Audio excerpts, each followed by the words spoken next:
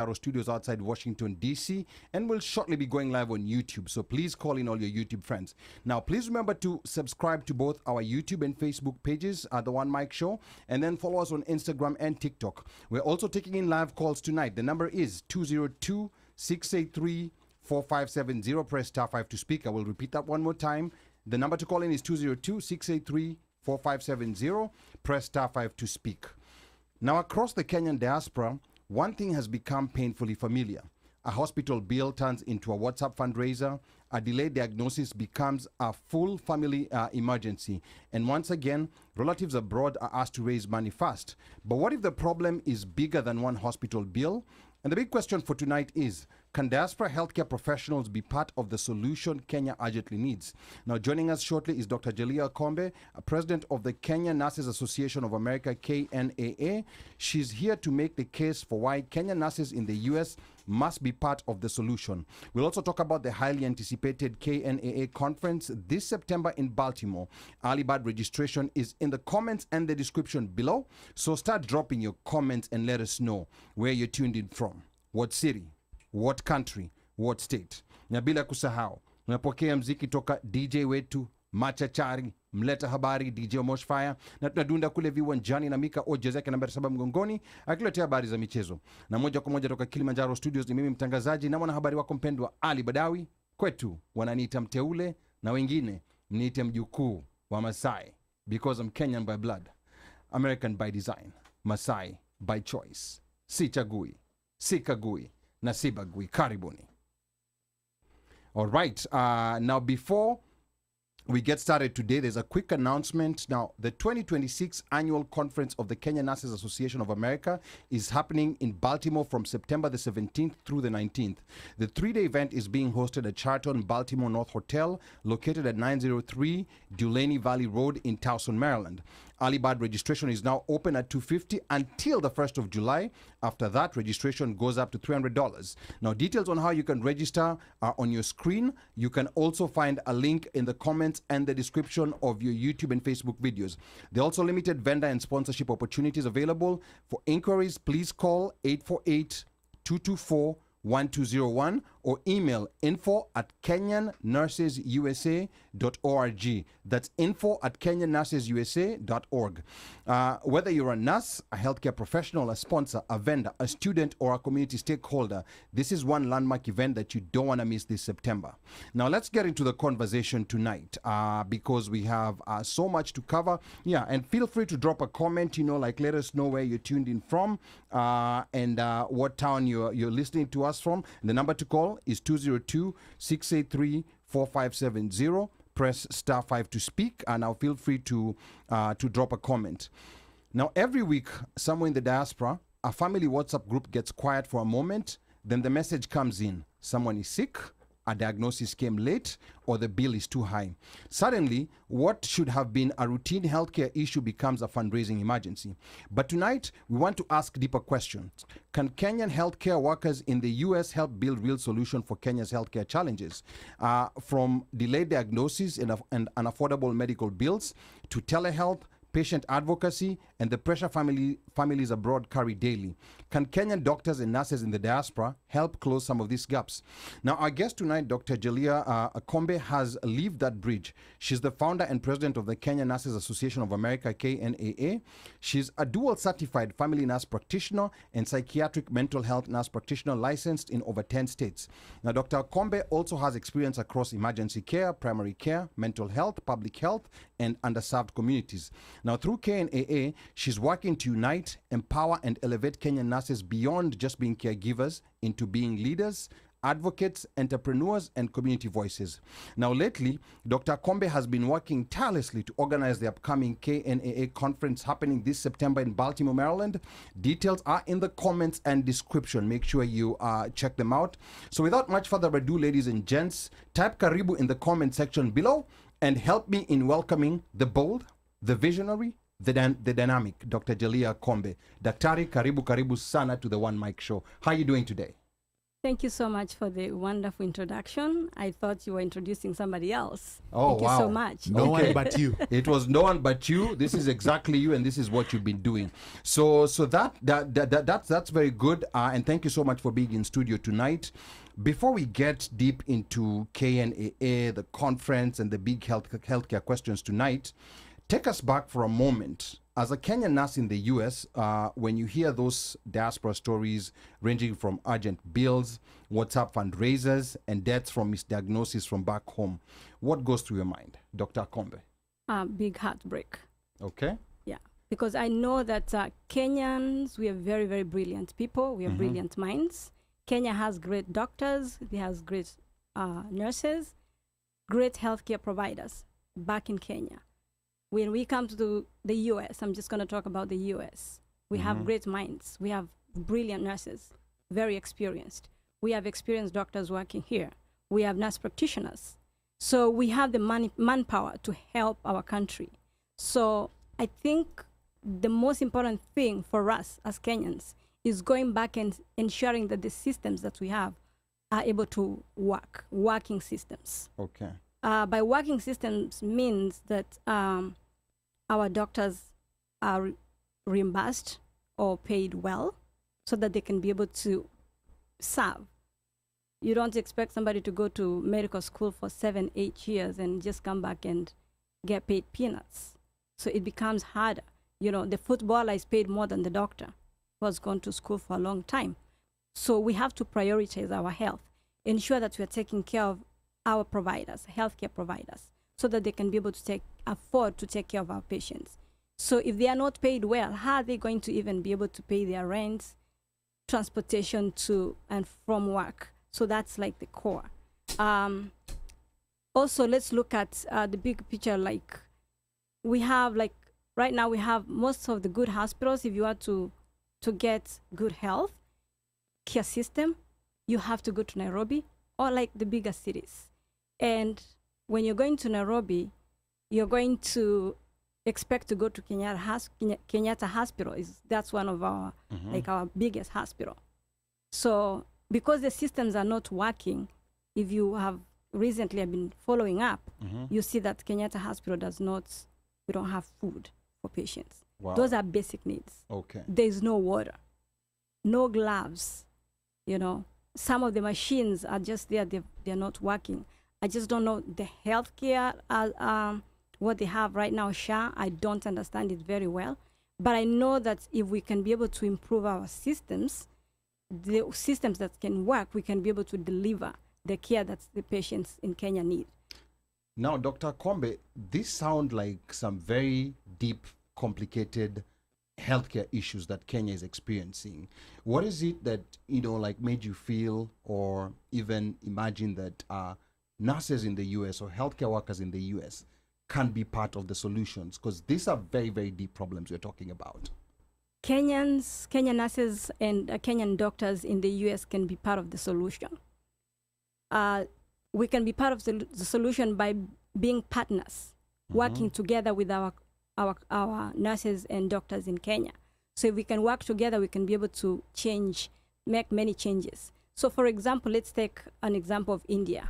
India has taken telehealth very seriously, where they have get doctors from other countries who are able to take care of patients, including surgery, telesurgery, or robotic surgery. From a doctor is operating a patient from the US, but they are in the US, but they are doing operation on a patient in India. Wow. So if we can be able to work together, first of all, by working with the government to allow us to get licenses without putting restrictions so that we can be able to work together.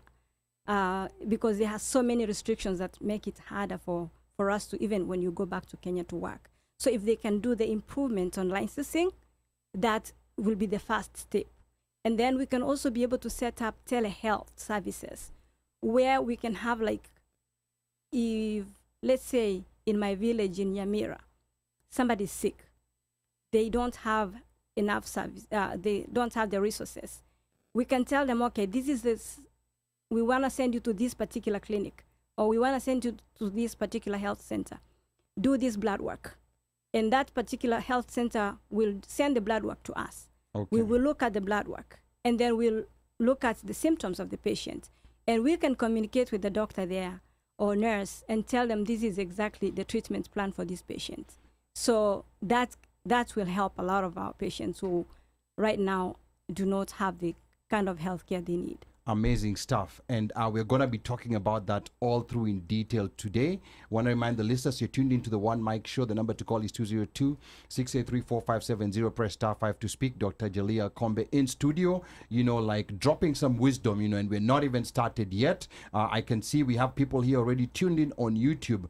We have here Zipporah Kebati. She says, watching from North Carolina. Karibu sana, Zipporah. Thank you so much for tuning in. We have Hanigal Njeri from Houston. Hi, gents. Karibu sana, Hanigal.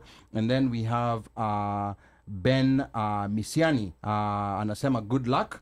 And then we have quite a number of people tuned in. Again, the number to call is 202-683-4570. Press star 5 to speak. Get details on the conference below in the description and in the comments. We're going to be talking about those. Now, before I know I'm being signaled that we already have a caller, but before we get to the callers, I want to first introduce the panel because it seems this is a very big topic. I was getting questions from all over. Right. You know how I know a topic is big? When these flyers get to my mother, like even before, that's when I know. That's when I know the you topic printed is big. it and she saw it at the printer. That's when I know the topic is big. My mom my mom is currently in Seattle, Washington, attending a graduation. Are you sure you did not fax it by mistake? Anyway, DJ Moshfire. Yes, sir. As we get started, you're one of those who's been in the U.S. for the longest on our panel here, not to call out your age, but you've been in the U.S. since 1989, quite a long time, longer than any one of us here in the panel, and I believe any of our listeners.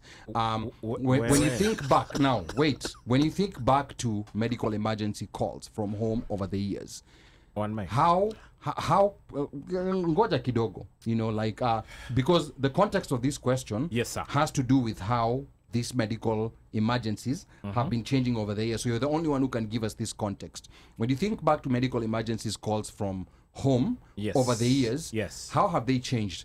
Are we seeing more of them now? Are the bills getting bigger? Are the reasons different? Or has the pressure on diaspora families become heavier? Give us your 2-minute version from your experience. DJ Moshfire, karibu sana. Hey, that's a heavy question. Okay. So I'd say when I first landed, any things to do with home, whether it was emergency, death, blah, blah, blah, was basically a phone call in the middle of the night. And so if you got a phone call at 3 a.m., you don't answer that one. You just wait till 8 because the news will still come. Yeah. You kuja at 3 a.m. ulali. Now, those were normally either there's an emergency, ama mutu ameaga. Those 3 a.m. calls. Wow. That's like when those ones used to come. Now, in terms of emergencies, when it was feasible for us to send money, which basically was Western Union, this is pre-Sendwave, pre-Easy Vitu. I'm not going to advertise anybody, but pre-Easy Vitu tunatumia hizi apps. Yes. Right? It was pretty much tunaenda Western Union. Though I didn't want to say that, but that's what we did. It was Western Union on Atumaizo, and it was those requests were normally for immediate family. It wasn't for extended. It was like maybe mom calls you, dad calls you, or something like that. But it wasn't you're getting from an uncle, cousin, sijui a distant relative from sijui wapi. And over time, it has morphed and progressed to the point where, because now we pretty much have it on our phones, point, click, anybody and everybody has an emergency. Now, emergency can be mtoi aendi shule, awanataka kwenda kusiaga, sijui hakuna maji. Hiyo ndio emergency, meaning emergency yake sasa ni emergency yako. So in terms of the diaspora, it has ranged from help to regular sustenance. Okay. And that comes from help, it comes from medical all the way to day-to-day living. Okay. Just because things have drastically changed. So the black tax, as we call it, has increased. substantially. Okay. And it continues to increase. Black tax hapo mwisho. Nilikuwa nataka kuambia unaita black tax emergency. Okay, Mika ngoja Omosha malize. Yeah. Ngoja Omosha malize. Yeah. Omera Mika, come slowly. Yeah. But so things have really progressed. So what we used to term as emergency and what we knew as emergency is now no longer an emergency. Yeah. It is basically wewe ndio ule mtu wa kuniokoa. Okoa jahazi. Now, Okoa jahazi can be anything. That range is so wide. That range so has medical widened. is just happens to be one of them. Okay. But it has broadened. In fact, niseme it's extreme. Okay. Yes. All right, let's go to Mika. Now, Mika, you work around healthcare data. Before Dr. Akombe helps us unpack the nursing and system side, what does your experience tell you about the difference between healthcare decisions based on clear information versus families making decisions in panic with incomplete information? Mika twende kazi, your 2 minutes. Okay, so thank you very much, Ali, and I want to welcome all our regular changiajis on this our special show on a Thursday, and to welcome our guest here, Dr. Akombe. And the doctor here can back me up on this thing. There is something called continuity of care, which continuity of care basically means is that when you go with whatever hospital you walk into, they can be able to pull up your medical records and be able to see your records even as far back as birth, right? That's depending on when you were born. But then we can just, let's say, for example, somebody like Omosh, tutapata records zake kwa 30 kwenda mbele. Hizo zingine 30 zoko nyuma tutakosa. But still, we have his medical records for the past 30 years. Now, that is something that doesn't happen in Kenya. Remember, in Kenya, we've just, most of the people in Kenya still go to hospital with books. Kava kitabu unaandika hapo, unafaa kwa kitabu, next time you're sick, you go back to hospital so the doctor can read the book, angalie vitu umetibiwa, alafu endelee kutoka hapo. Now you see that's where the continuity of care comes in, when there's no integration of data. And then this makes the work of the clinicians, who nikina Dr. Akombe, harder, because they don't have that, they start second guessing, or they start trying to treat you based on your current symptoms, that maybe you have other pre-existing conditions. So that is why we find sometimes you say a patient was misdiagnosed, but the patient was correctly diagnosed at that particular moment. It's just that there was some other things inside them, and the medication might have affected them because of causation or correlation of what they have. Now, when it comes to family, when you go to a hospital, you trust the doctor to know what they're doing.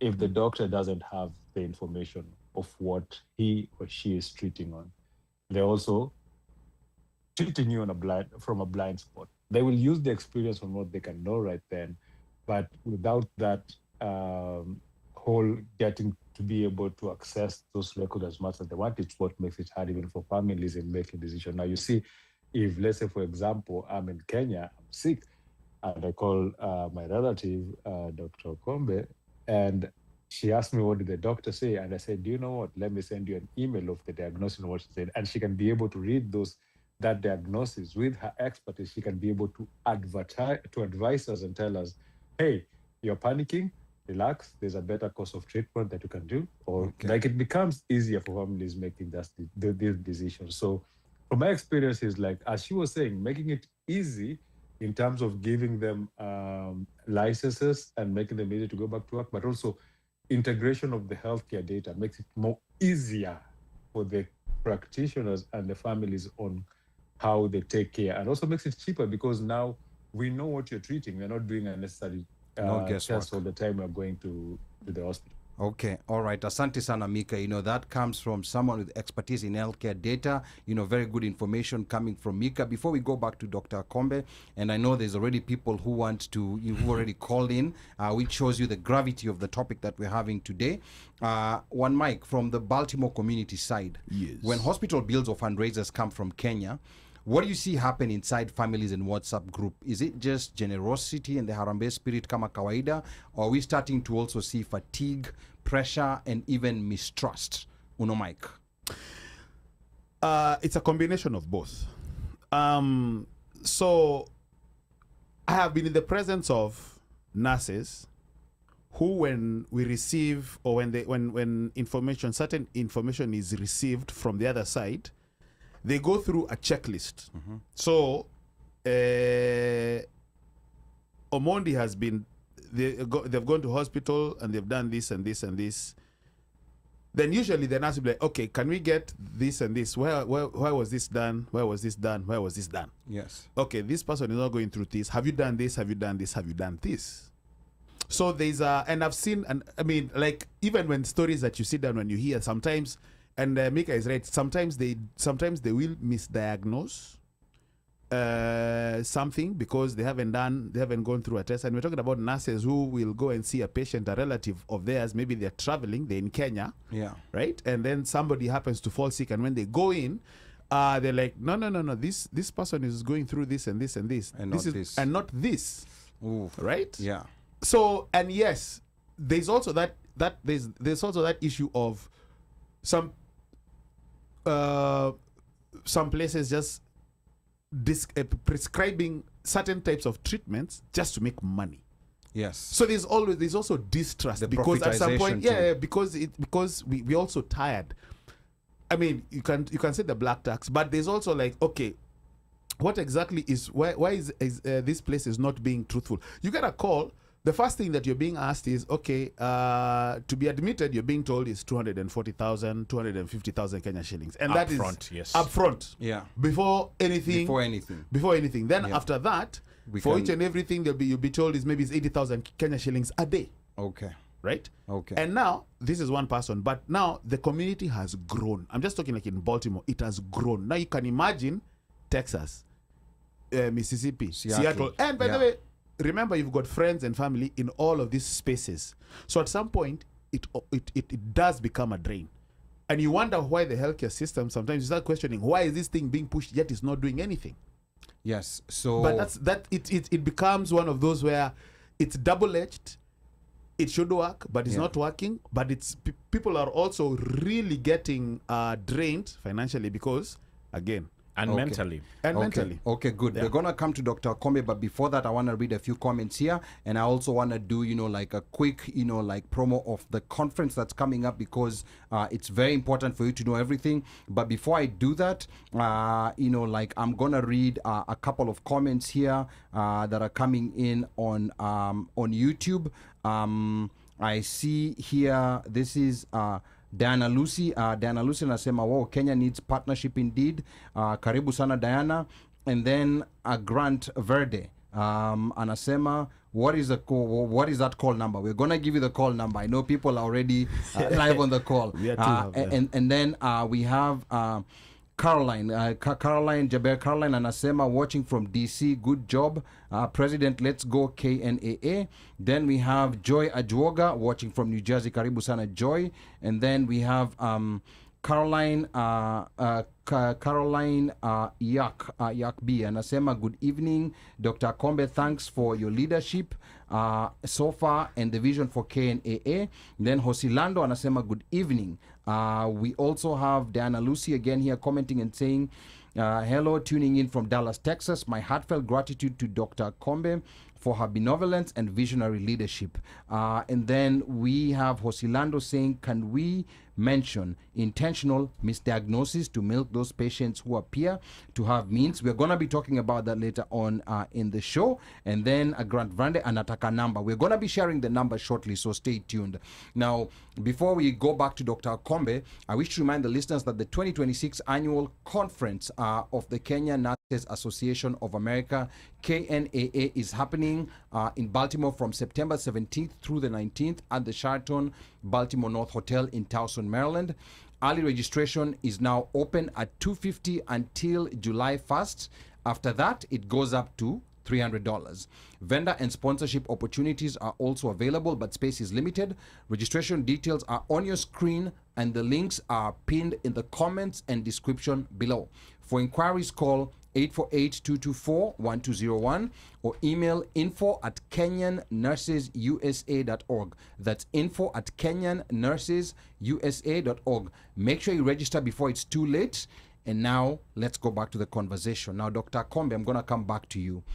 You've You've actually had the historical side from DJ Omosh, the community burden from one Mike, and the information gap from Mika. Now, for Diaspora Kenyans listening to us across the US, around the world, they may be asking an honest question. How exactly can nurses living in America help solve healthcare problems happening in Kenya? And of course, we had already touched on that, but I'm going to let you expound on it. All right. So there's a lot we can do as nurses in, the U.S., nurses in the U.S. There's a lot we can do in Kenya. Yes. We, as I said, we need a partnership with the Kenyan government and the Kenyan healthcare providers so that we can be able to work together. As we know, in nursing, we have regular nurses, the registered nurses. They're actually highly, highly experienced.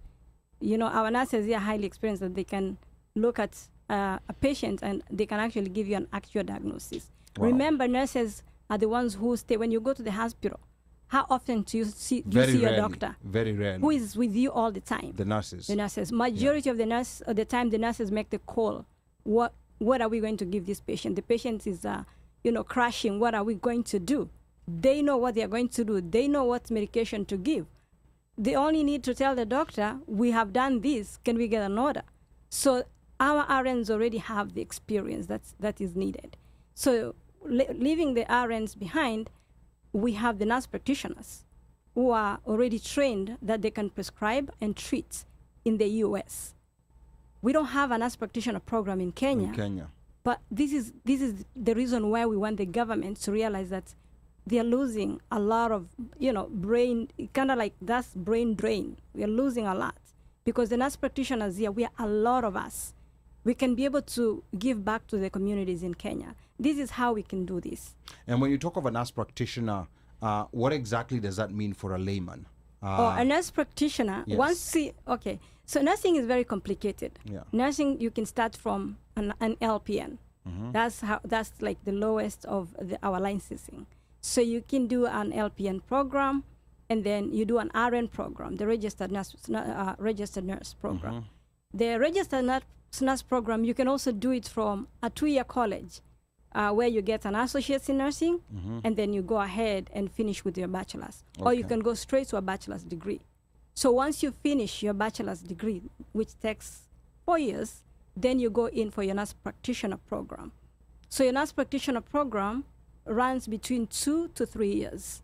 So in the nurse practitioner program, you can specialize either in critical care, gerontology, you can be a family nurse practitioner, you can do acute care. There are so many, we even have nurse anesthetists. So we have so many, layers in as a nurse practitioner. So we can be able to offer a lot. I forgot about mental health nurse practitioner. Yes. And I'm one of them. So we can be able to offer a lot if we are given the opportunity.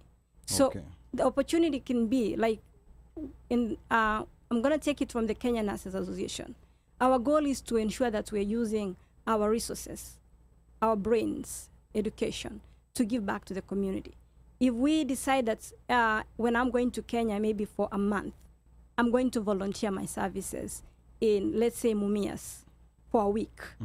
I'll have helped these patients working and seeing these patients for free. And we can be able to help a lot because we know how to diagnose, we know how to treat. Our RNs also can help a lot. And another thing we forget is we have power when we're here, that we can be able to talk to manufacturers, medication, who manufacture medications. We are not going to take expired medications back home. So there's the leverage that you're actually here where the manufacturers of most of these medications are. Yeah, you can. Yeah, there are manufacturers who are willing to donate medications. There are hospitals who are willing to donate medications. There are hospitals who are willing to donate machines.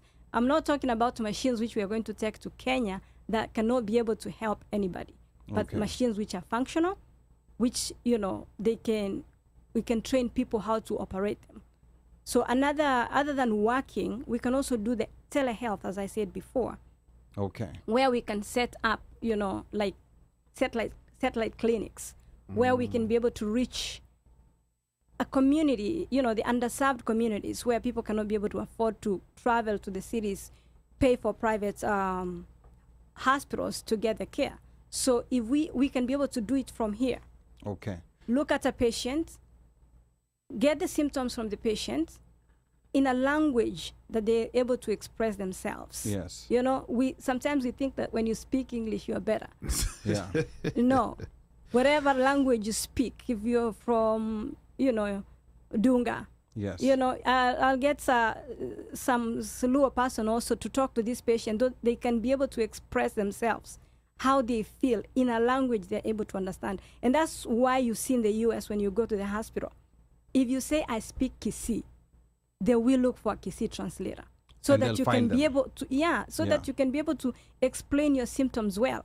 So I think there's that disconnection in Kenya. Sometimes people feel like if you can't speak Swahili or English, then Yes. yeah. And that's a big problem. Yeah. And So- actually now it's being minimized to only English. You know, Yeah. like there's some, you know, like who'll only want you to speak English, which is English, problematic. Which is very problematic. I always tell people when you come from Kenya, you're speaking with a Kenyan accent, and you start telling people English is your first language. Yeah, that Doesn't doesn't look make good any on sense. you. Yeah. All right, we're Yeah, going to be so talking but- about all that today, you know, because there's so much that we need to cover here. The number to call is 202-683-4570. Press star 5 to speak. We're shortly going to go to the first callers. Callers, prepare your remarks, 1-2 minutes, because I know there's going to be so many people who want to talk to Dr. Akombe, or maybe ask some questions and all that. So now here I can see. I think we need to put a disclaimer. Yes. Because if you raise your hand up, Yes. that means you're willing to talk. When you press star 5, Yes. that means you're going to be picked up and you're going to say something. Yes, but if you just want to listen on the phone, you can call the number and just listen in without pressing star. Just 5. an FYI. Yeah. Okay. Okay. Thank you so much for that. Now, Akinya Doyo here on YouTube says WhatsApp imekuwa emergency command center, and then I can see here also Awar anasema listening to learn. Then there's another Akinyi here. Akinyi leo yako wengi. Anasema you see WhatsApp, your blood pressure immediately goes up. And then we have Evelyn Nyangara.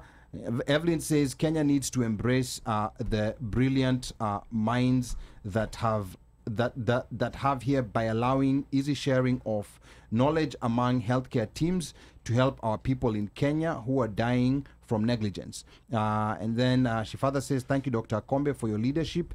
Let us keep the conversations going. And then Joya Dwoga says, correct, Daktari. Appreciate your leadership for us as nurses. Your vision for nurses is on point. And then Akingi Father says, yes to volunteering. Next time I am home, I will go to a struggling hospital and volunteer. Is it even possible to do that? Yes, yes, and we're going to be talking about all that, like on possibilities of nurses in the U.S. working in Kenya. Then we have Jessica Mishira saying excellence and brilliance displayed. And then we have Caroline here saying, remember, we are also planning to do free medical camps to help our communities back home.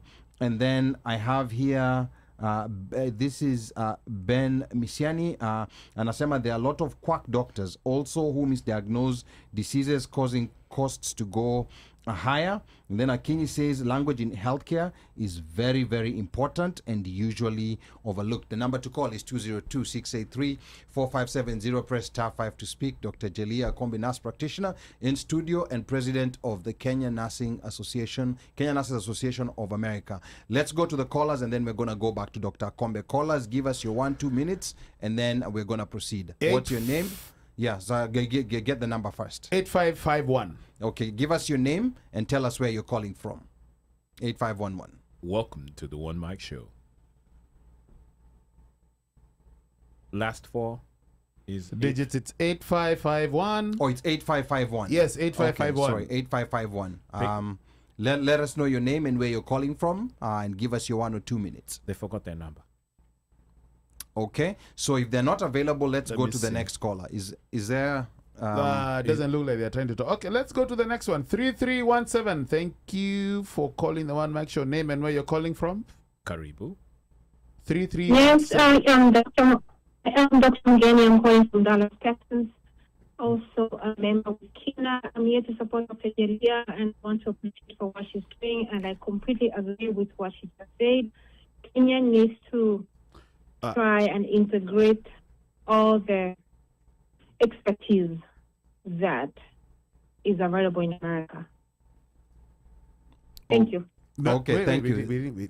Yes, we didn't okay. get her name. All right, what was your name again? We did not quite get your name at the beginning. Dr. Mgeni or something like that. I think Dr. Mgeni. Dr. Mgeni. Yes. From you said from Dallas, Texas. Yes. Is that correct? Yes. From Okay. Texas. All right. Thank you so much. Thank you so much for calling in, Dr. Mgeni. Again, the number to call is 202-683-4570.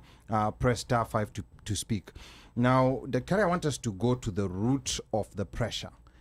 From where you sit as a clinician and as the president of KNAA, what is happening inside Kenya's healthcare system that is making healthcare feel more expensive, more confusing, and more urgent for families, resulting in so much pressure for diaspora families? Daktari. I can't speak much about, as I said before, our healthcare system, the systems are not working. So we need to have the systems working so that we can be able to function. First of all, we need to have medications available for the patients. We don't have medications in the hospitals. We need to have doctors who are willing to give correct diagnosis because as I've seen so many patients who have died because of being misdiagnosed. Maybe it was just a small problem, but it was never taken care of. So our doctors need to be serious in diagnosing the patients and treating them. Also, I know most of the Kenyans cannot afford to go for like regular checkups. Like here we go for an annual physical exam.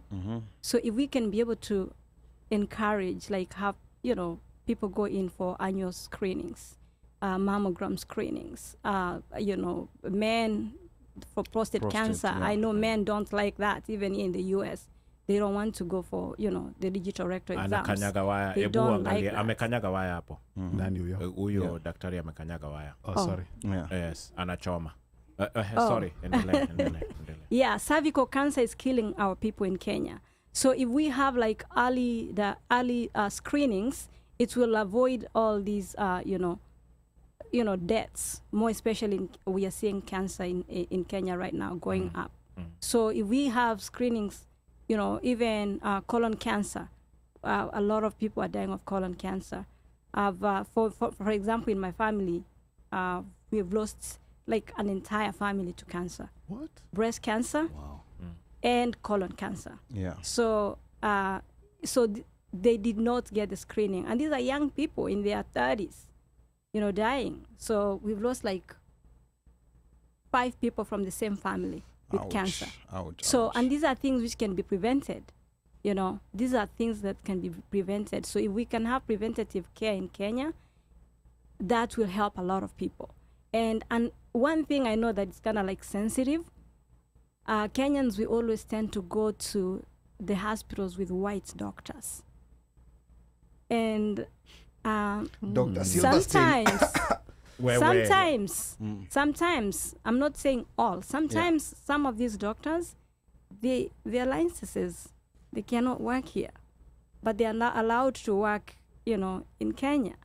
So we've seen some of them. So they can't work here, but they work in Kenya. Yeah, so those are things also. And we also trust the white people when we see, I want to see a white doctor. Wow. Yeah. Okay. Wow, so, really? Yeah.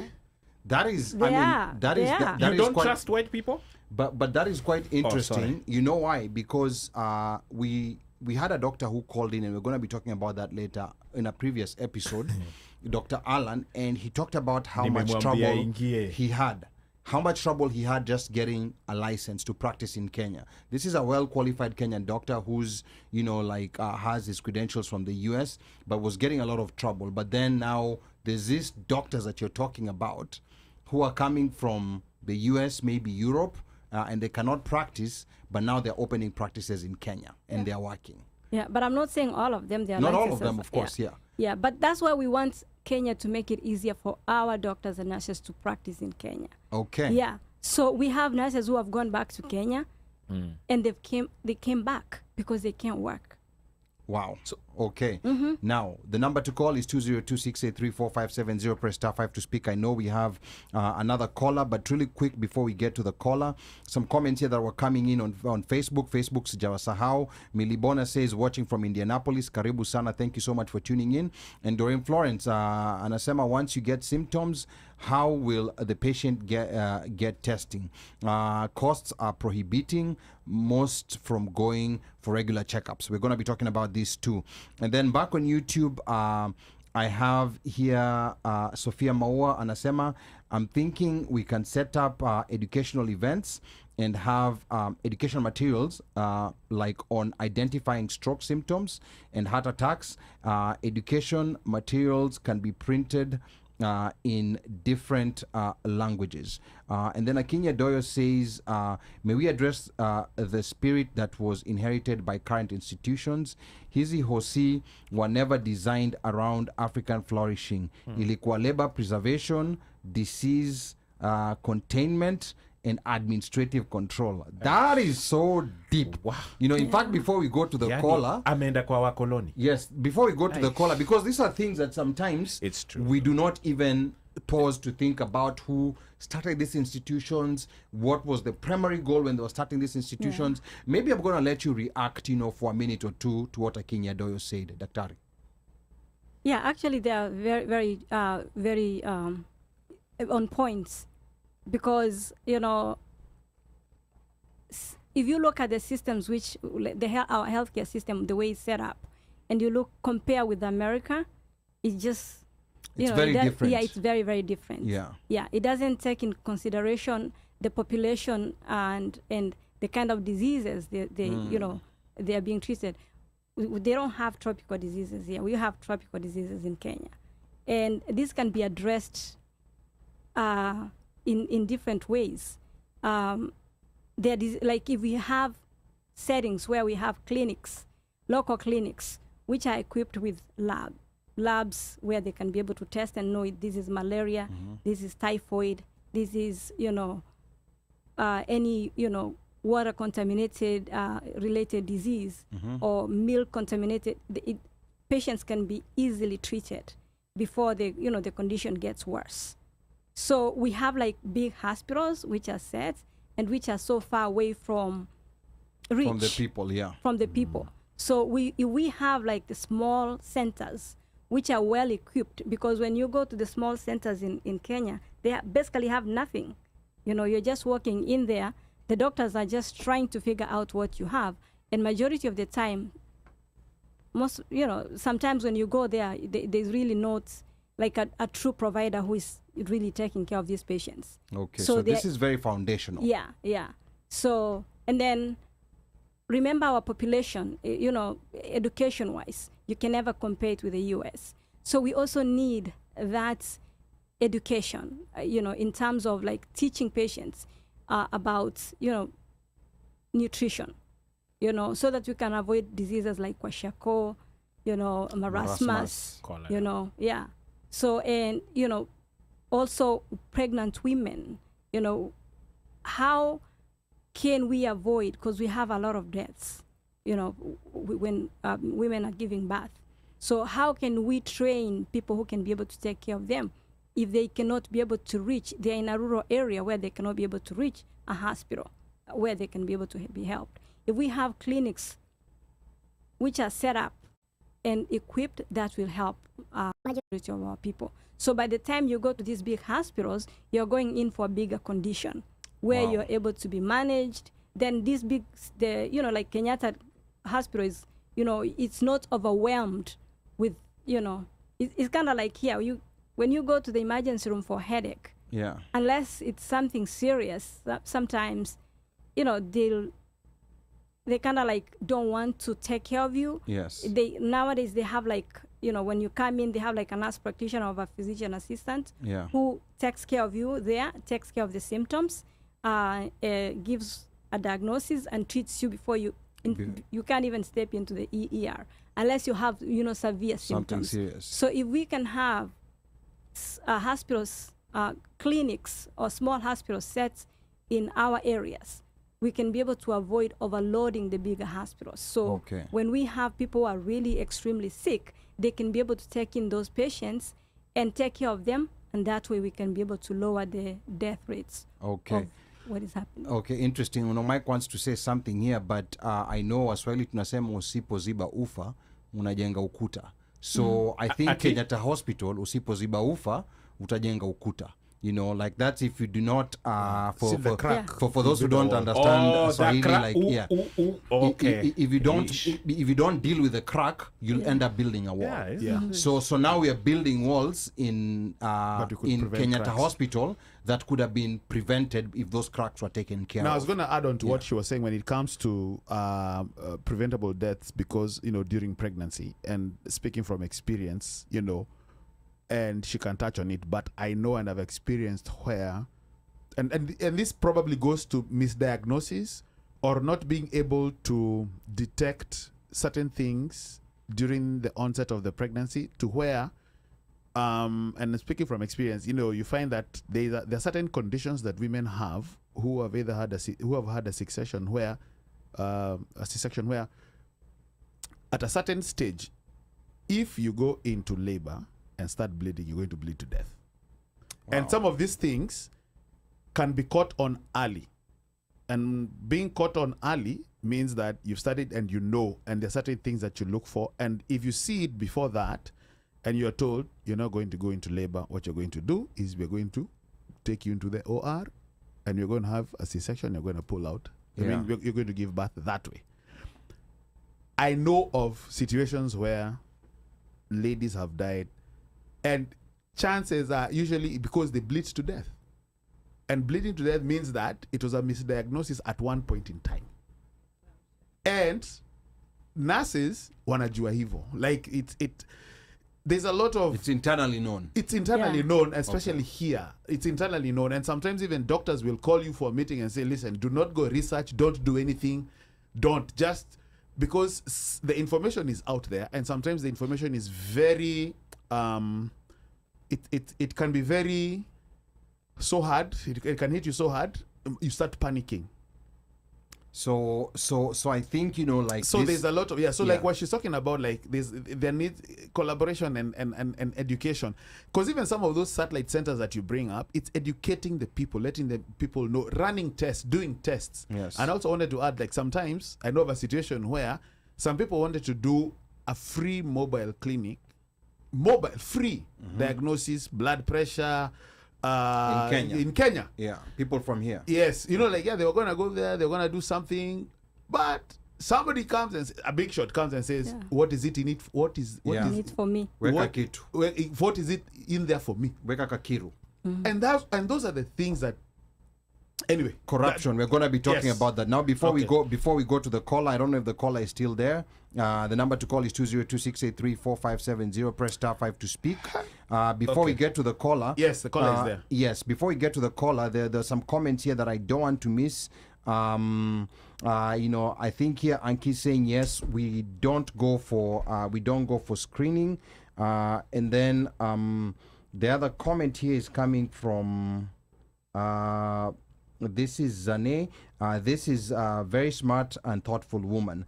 And then we have Nick Mosaisi. Anasema, that's my mom. You look great. Hello, mom. So Nick, the son here is saying hello to mom. Nick had to inject. Yes. Yes. Then it had to be known. Yes. Yeah. Yes. How would we know? And then Akinya Doyo is saying bingo radicalized medicine is a whole episode. And then we have Award here. He's saying it's also a challenge getting a license to practice in the U.S. Many who come to the U.S. As highly skilled labor force experience these challenges. Then Joya Juoga says, you are so right. Unfortunately, the ambulance transportation is used to carry the deceased with the siren sounding so loud to take loved ones to the final resting places instead of rushing the sick to the hospital, which is very sad. And then we have Roslyn Akombe. anasema this is super interesting conversation, my big sister. Thank you for your leadership and foresight. Dr. Jeliah Akombe is one of the best in the medical field. If this is the one, Rosalina Akombe, that we know, we've been looking for you, and now we will. We have access to you. She and has now you found us. Yes. But we'll talk about that later, Rosalina. Thank you so much for commenting. And then here we have Joya Joga saying, there is no money for petrol when someone needs to go to the hospital for urgent care. And these are things that we hear and they actually happen. And then up we have Vicky Onderi saying, good evening, Dr. Akombe. Again, the number to call is 202-683-4570. Press star 5 to speak. Dr. Jeliah Akombe in the building. She's talking about there's an upcoming nursing conference that's coming up in September. We're going to be talking about that shortly. And issues to do with healthcare in Kenya and how nurses in the U.S. can help the healthcare system. So let's go to the caller. 9247. Thank you for calling the One Mic Show. Name and where you're calling from.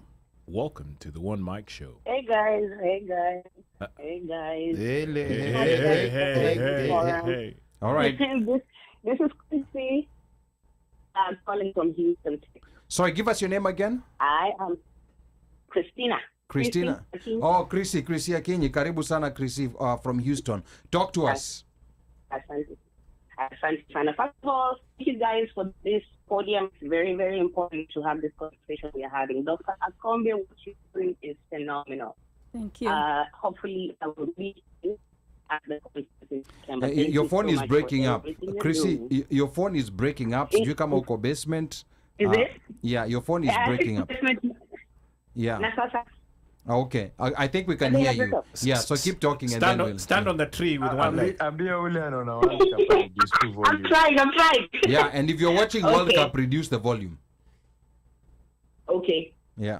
So my first point is, first of all, Akinyi dropped a topic that needs a whole conversation by itself. That thing that has to do with colonialism and the way our healthcare system is set up is not meant for treating illnesses. It is meant as a business.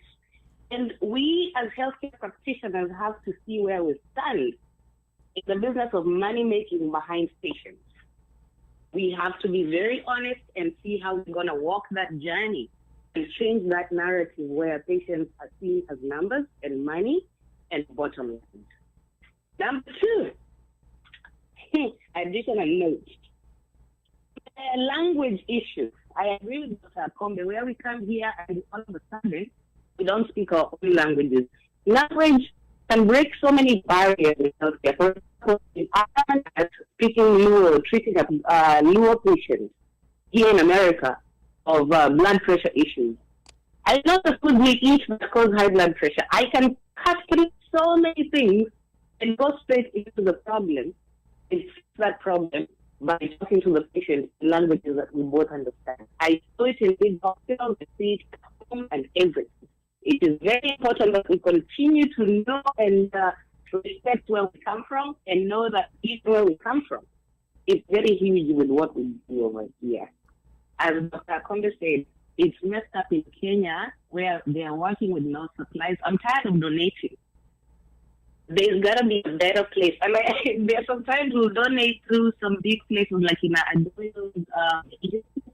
but there has to be a better way that practitioners can have basic things like needles and gloves in 2026.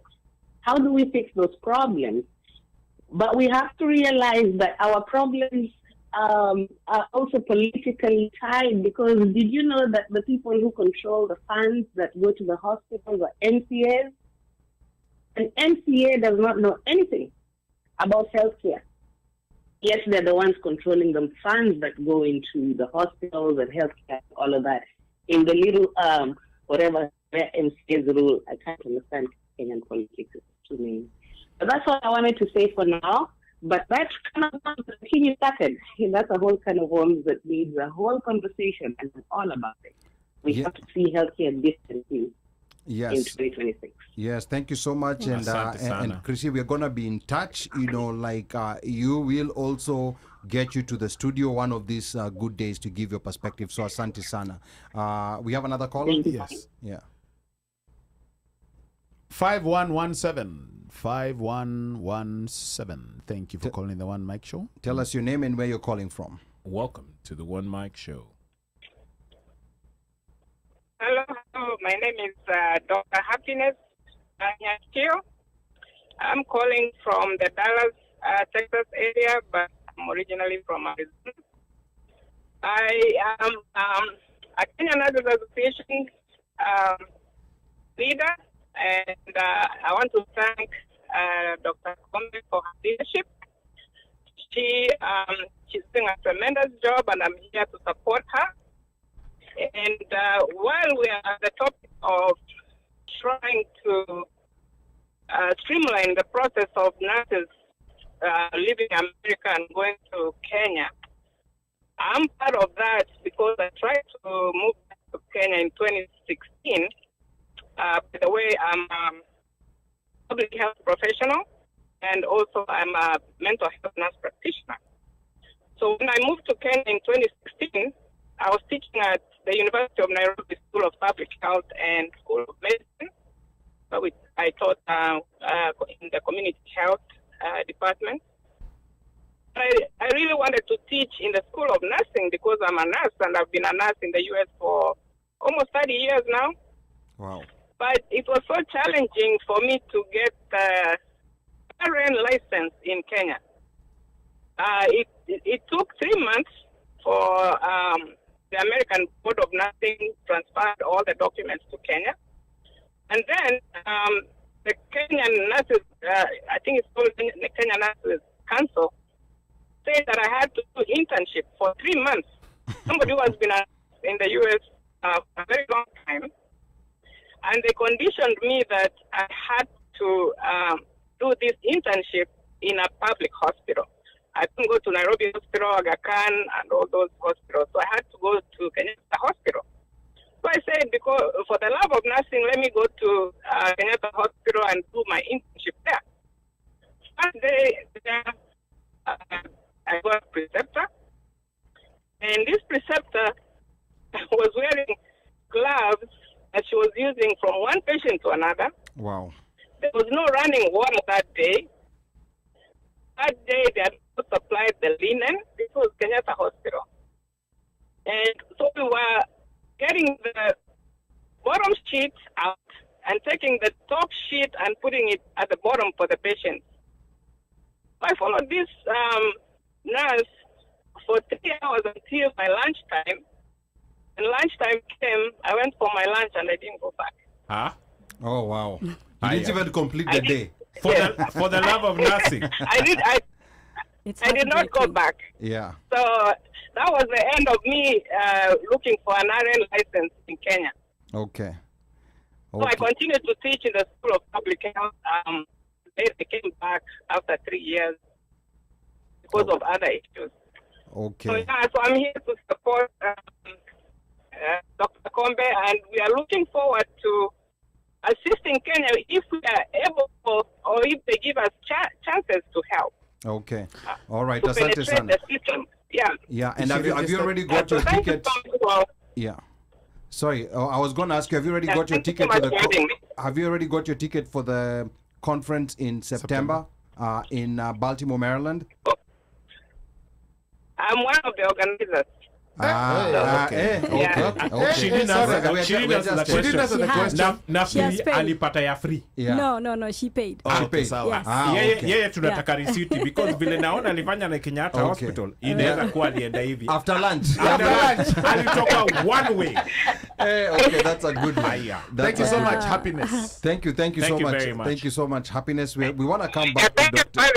All right, thank you. We want to come back to Dr. Akombe because clearly, like there's so many people who want to call in and we want to get through this conversation here. But before that, before we continue, there's something I want to remind listeners about what's going to be happening in Baltimore in the month of September. Now, the 2026 annual conference of the Kenya Nurses Association of America, KNAA, is happening in Baltimore from September the 17th through the 19th at the Sheraton Baltimore North Hotel in Towson, Maryland. Early bird registration is now open at $250 until July 1st. After that, it goes up to $300. Vendor and sponsorship opportunities are also available, but space is limited. Registration details are on your screen, and the links are pinned in the comments and description below. For inquiries, call 848-224-1201 or email info@kenyannurseusa.org. Make sure you register before it's too late.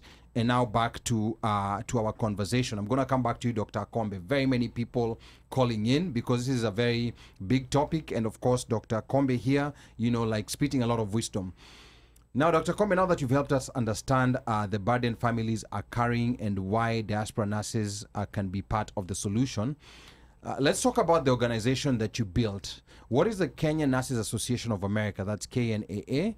Why was it necessary? And why should a Kenyan nurse, doctor, healthcare worker, a medical student, or even a non-medical diasporan who just cares about healthcare issues in Kenya, why should they care about it, Daktari? So, Kenya Nurses Association of America was formed after I found out that we didn't have an organization for Kenyans. Mm-hmm. My sister and I and other Kenyan nurses, we were attending a lot of, functions. Like I used to attend the Jamaican Nurses Association, wow. Kenyan Nurses Association, Nigerian Nurses Association. And I used to tell them how brilliant Kenyans are. And one day they told me, if Kenyans are that brilliant, you guys, why don't you have an organization? That was a challenge for me. And I came home. I formed a WhatsApp group. I added 10 people. When I woke up the following day, we had over 500.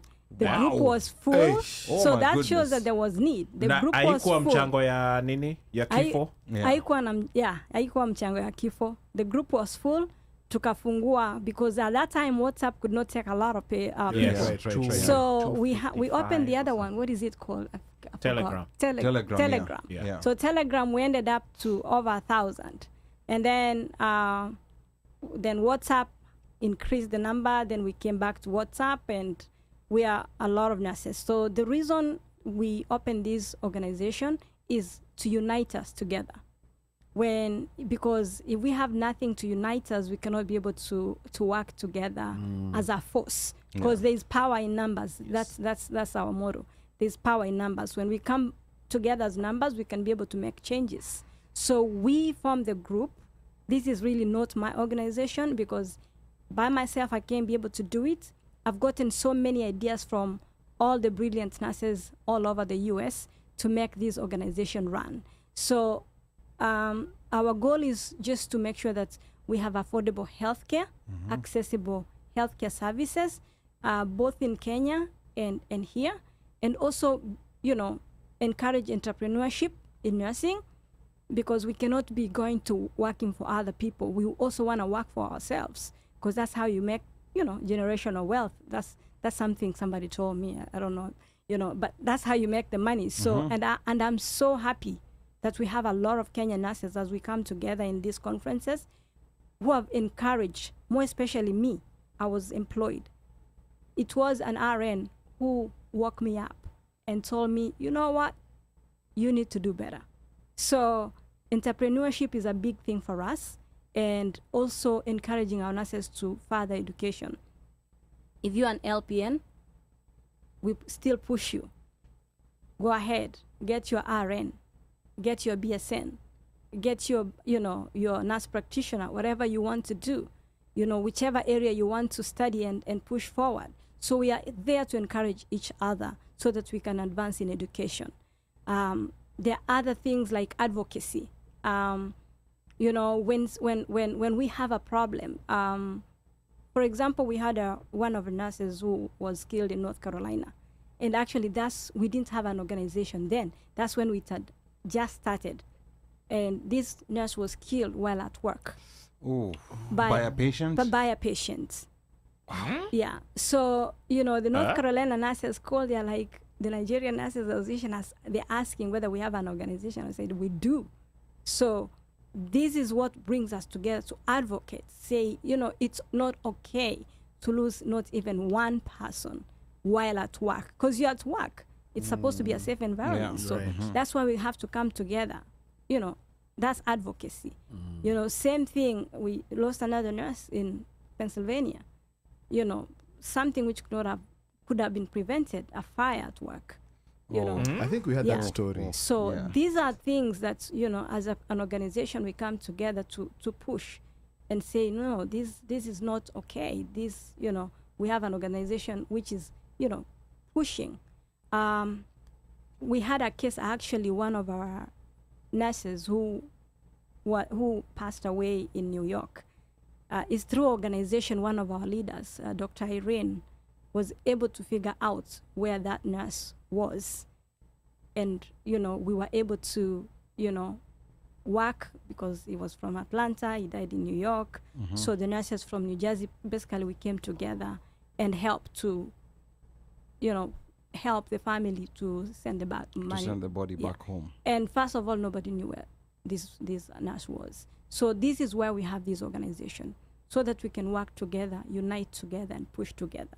So, and another part of advocacy, my sister can attest to that. The nurses, you know, New Jersey, we never had full practice authority.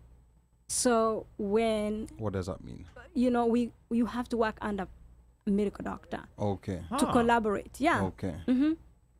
So, and you have to pay the collaborator money. Some of them charge you like $1,000. So unampea kitu kidogo ndio ufanye job yako? No, it's legal. You have to pay the collaborator. It is legal. So for you to practice as a nurse practitioner or as a physician assistant, some states you require, you have to have a collaborator. So Pennsylvania is even worse. You will need 2 collaborators. Wow. What? Yeah. And you're paying both of them. Unless you know them and they're your friends, then they can, you know. Yeah. They can collaborate for free. I've not paid anybody yet.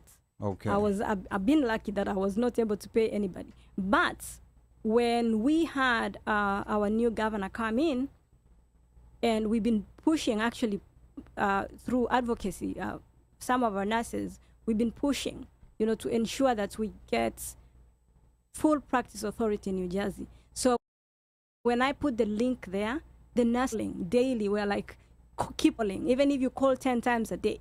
Yeah. Do you know what that did? At the end of the day, New Jersey, now we have full practice authorities. So that's what advocacy means. That's what coming together means.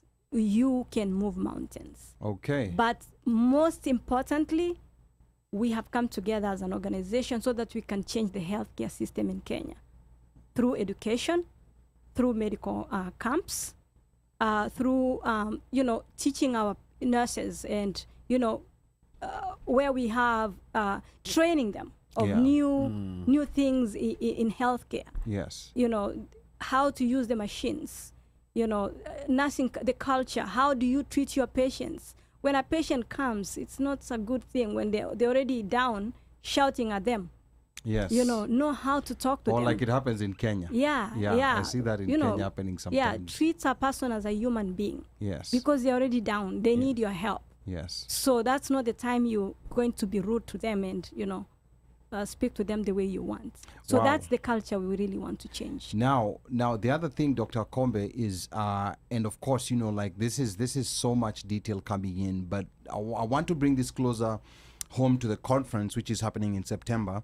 You're organizing the KNAA conference this September 17th to 19th in Baltimore, Maryland. Of course, details are in the comments and the description.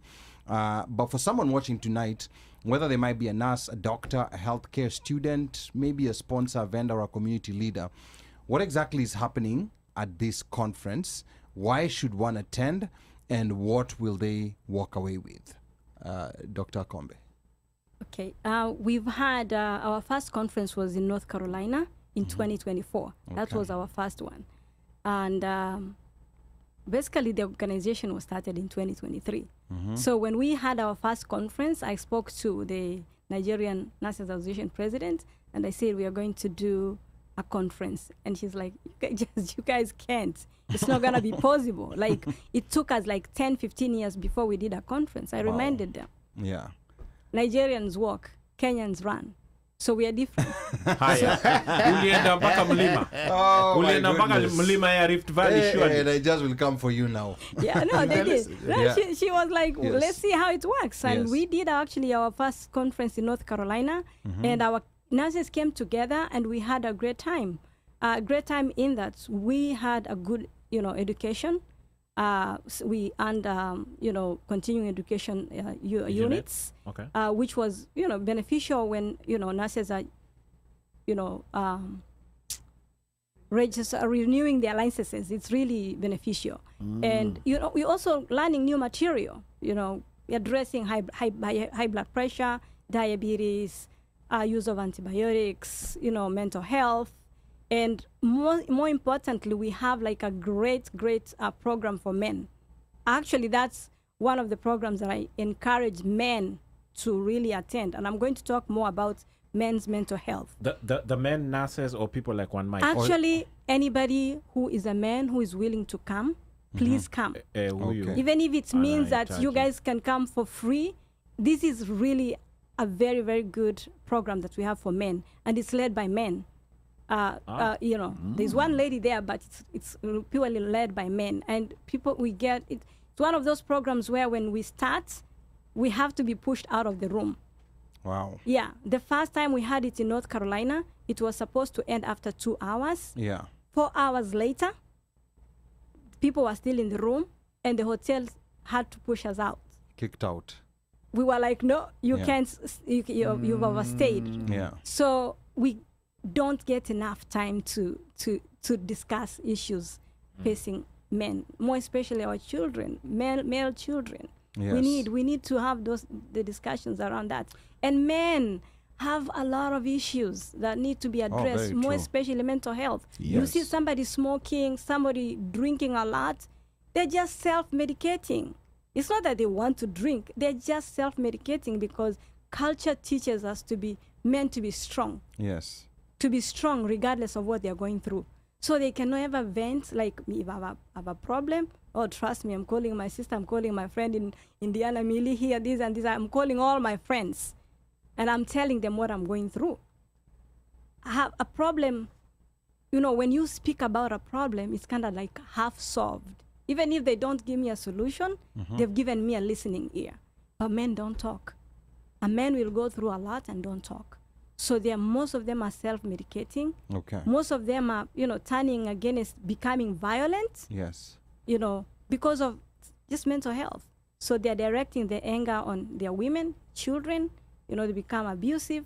So those are things we really need to address. So is the conference also open for non-doctors? Actually, the conference non-practitioners. Is open for non-practitioners. Okay. More especially Saturday, we always have a lot of fun. Oh, there's a gala night on Saturday. There is a gala night on Saturday. Yeah. So whoever wants to come and have fun, you need to come. Guys of Sherehe can show up on Saturday, but serious folks, Thursday and Friday. Serious folks, serious folks can come still. We need everybody to come. Okay. More especially the men, as I said, we have a program for men. Yeah. But it doesn't mean that when we are studying, we don't still have fun. Our programs are very, very interesting. If you come in class, I've never gone to a conference where I sit through all the classes, and they're all taught by Kenyan nurses.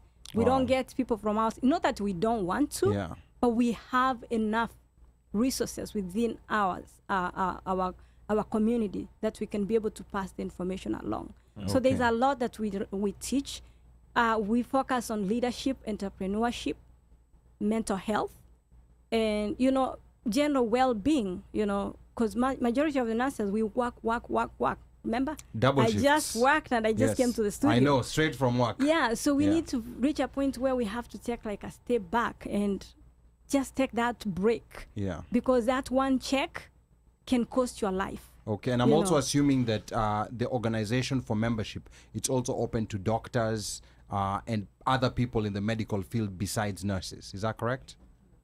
Not really, but we are because if they want to be part of us, it's okay. We're not going to tell them not to. Okay. But we are under nursing, and medical doctors are under medicine. Okay. We are two different boards. Okay. Yeah. Okay. Yeah. And physician assistants they and medical doctors are under, they are under medicine. They are under different board. But for the event, they can come. The event, they can come. And Okay. if there's a medical doctor who wants to present, they're free. We welcome them. Okay, to do so a so presentation. medical doctors, you heard it. Physician assistants, whoever wants to, present, they can. But there is a process. Yeah. We have an education team. That's where you have to submit your abstract. Mhm. So the abstract has to meet criteria, Okay. and it has to go through a company that approves the CEUs. So once the CEUs are approved, we don't approve, and then they decide how many hours. Is it like a 3 CEUs for this content, Yeah. 5? So they will determine, and once it's given, whoever presented, let's say I presented about leadership, Yeah. any nurse from the US can go in and take that CEU, even if they didn't attend Yeah. and they still can get a CEU. this- So that okay. so what we are trying to do is we are trying to create a platform for our nurses to be able to go to, let's say, the ANP, the American Nurses Association conference. We've given them the platform. Now they are ready. They can go out there and say, you know what, I've been a presenter for the Kenyan Nurses Association. I did this many CEUs. Can I have a platform here? These are bigger organizations. So we are preparing our nurses to take bigger roles. We are preparing our nurses and encouraging them. There are positions in the KNAA leadership, but we want these leaders to move from here and go to the bigger organizations like ANA, the American Nurses Association. Get a position there. Go to your state also. Be a representative at your state. It's okay to be in as many organizations as possible. It doesn't hurt. I'm in so many of them.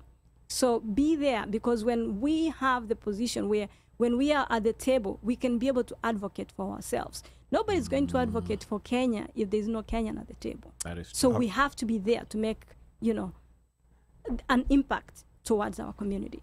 Amazing. Dr. Jeliah Akombe, that's a nursing practitioner and also the president of KNAA, Kenya Nurses Association of America. So many comments were coming in as we were talking, I'm going to give some details here shortly about the event coming up in September. But we just have so much information that has been coming here. I see here Ben Misiani saying Dr. Akombe can work. Dr. Akombe can work for the Kenya administration so that some nurses can give medical advice in hospitals. Just asking. And then Doreen Achoki says the corruption is also terrible. The people working in some of the public hospitals, you find own chemists, so they divert medicine and supplies to their businesses. Very sad. And then Akinyi 254 says, can you go as a consultant instead of working as a working nurse? I'll let you quickly answer that question before I read the other comments. Can you go to Kenya as a consultant instead of working as a nurse? I will let you answer that question. Yeah. I can. Yeah. Yeah. Yeah. So yeah. Now the other comment that's coming in here is that the corruption is also terrible. The people working in some of the public hospitals can. Oh, I think we already read that. And then Josi Lando says, for that lady who quit her job on day one, why did she not see that as an opportunity to learn the real challenges on the ground and understand where the system fails? I think within those 3 hours, she was able to learn. She learned. But then She learned. That one learned all of She them. learned and she exited. Yeah. Mika. the funny thing is Yes. that on that lady who quit her job in 3 hours, remember we had a show here with Dr. Alan who went to Yes. Kenya. And Dr. Alan, who is a very respectable surgeon around here in America, went to Kenya, and actually he was trying to give back his expertise to Kenya, and he gave us the frustrations that happened over there until he had to come back to work over here to work, because number one, the competition that was there, and number two, there was just the resentment where they felt like you guys come like it all, you're better than everybody. And let's be honest, in Kenya, we have two main issues that affect us. We have a systematic issue and we have a societal issue. We are a society that is so poor but very rich. And I'll say, when it comes to standards, we're very rich. We know how to set standards on how we want to live it, but we are very poor in the execution of those standards. Like, we're very poor. We are so enriched in poverty, whereby we celebrate somebody who is better than us, in a way of, we always want to be that person, but we never want to elevate ourselves to that point of getting to that person. So even if it comes to a point where I grew up in Nairobi, when you didn't go to Kenyatta when you were sick. I grew up in Donholm. We will go to Umoja Clinic. Umoja Clinic, if Umoja Clinic couldn't treat you, you were referred to the bigger clinic in Jogoo Road. If that in Jogoo Road couldn't treat you, then you will go to Kenyatta. Those clinics were owned by Nairobi City Council. So we had a working system. We had a working system whereby you could get treated in these hospitals clearly, and there was a flow of how that healthcare system was working. Somewhere down the road, we lost it, and we normalized it. Then we came to a point whereby we brag when we go to private hospitals. Until the bill is too much, then we go for Harambe. So we have a standard of wanting better healthcare, but we don't want to fix our systems that allow us to give us a better healthcare, right? And this trickles down to a point whereby when somebody comes and tells you that I have this experience, I know what I'm doing, I'm talking to you, I want to work with you, you look at them and you're like, yeah, I'd like to be with you, but I don't want to do it with you. I would rather somebody else. So we will shun any help that our Kenyan health workers here want to take back home. We will shun that, but we will expect everything that comes in the form of an NGO or a donation. Why? Because there's a way that we can make money from there. So we have this whereby systematically we want to things of, even like when we are doing something that's going to help us, we are stealing money. The governor of Kakamega, he was saying that my brother died from an attack on goons. He went to hospital and my brother died. And somebody told him, so you thought because you've stolen the money, you can afford to go to India to get treated. You will not suffer the issues that we suffer when you've killed the healthcare in the county. So it starts from us as a people. We have to start to know that what we have can be better and start working towards that. And then we'll be able, as the doctor said, the amount of smart individuals that we have as a country in all aspects and field, we are at a point whereby we're supposed to be leading. We're supposed to be at par with other health systems and with other countries in terms of development, economy, and everything else. But it's down to us, our system issue and our, how do you call it? It's in our behavior, it's in our DNA. There are things that are just Kenyan. And one of those things that is just Kenyan is not one, is that we'd rather steal than we'd rather improve. We'd rather complain about SHA is not working, like anybody. I would rather, if we were told, okay, SHA is working now, go to hospital, I'll say no. I'd rather go to a private hospital because it looks good. Okay. Right? Wow.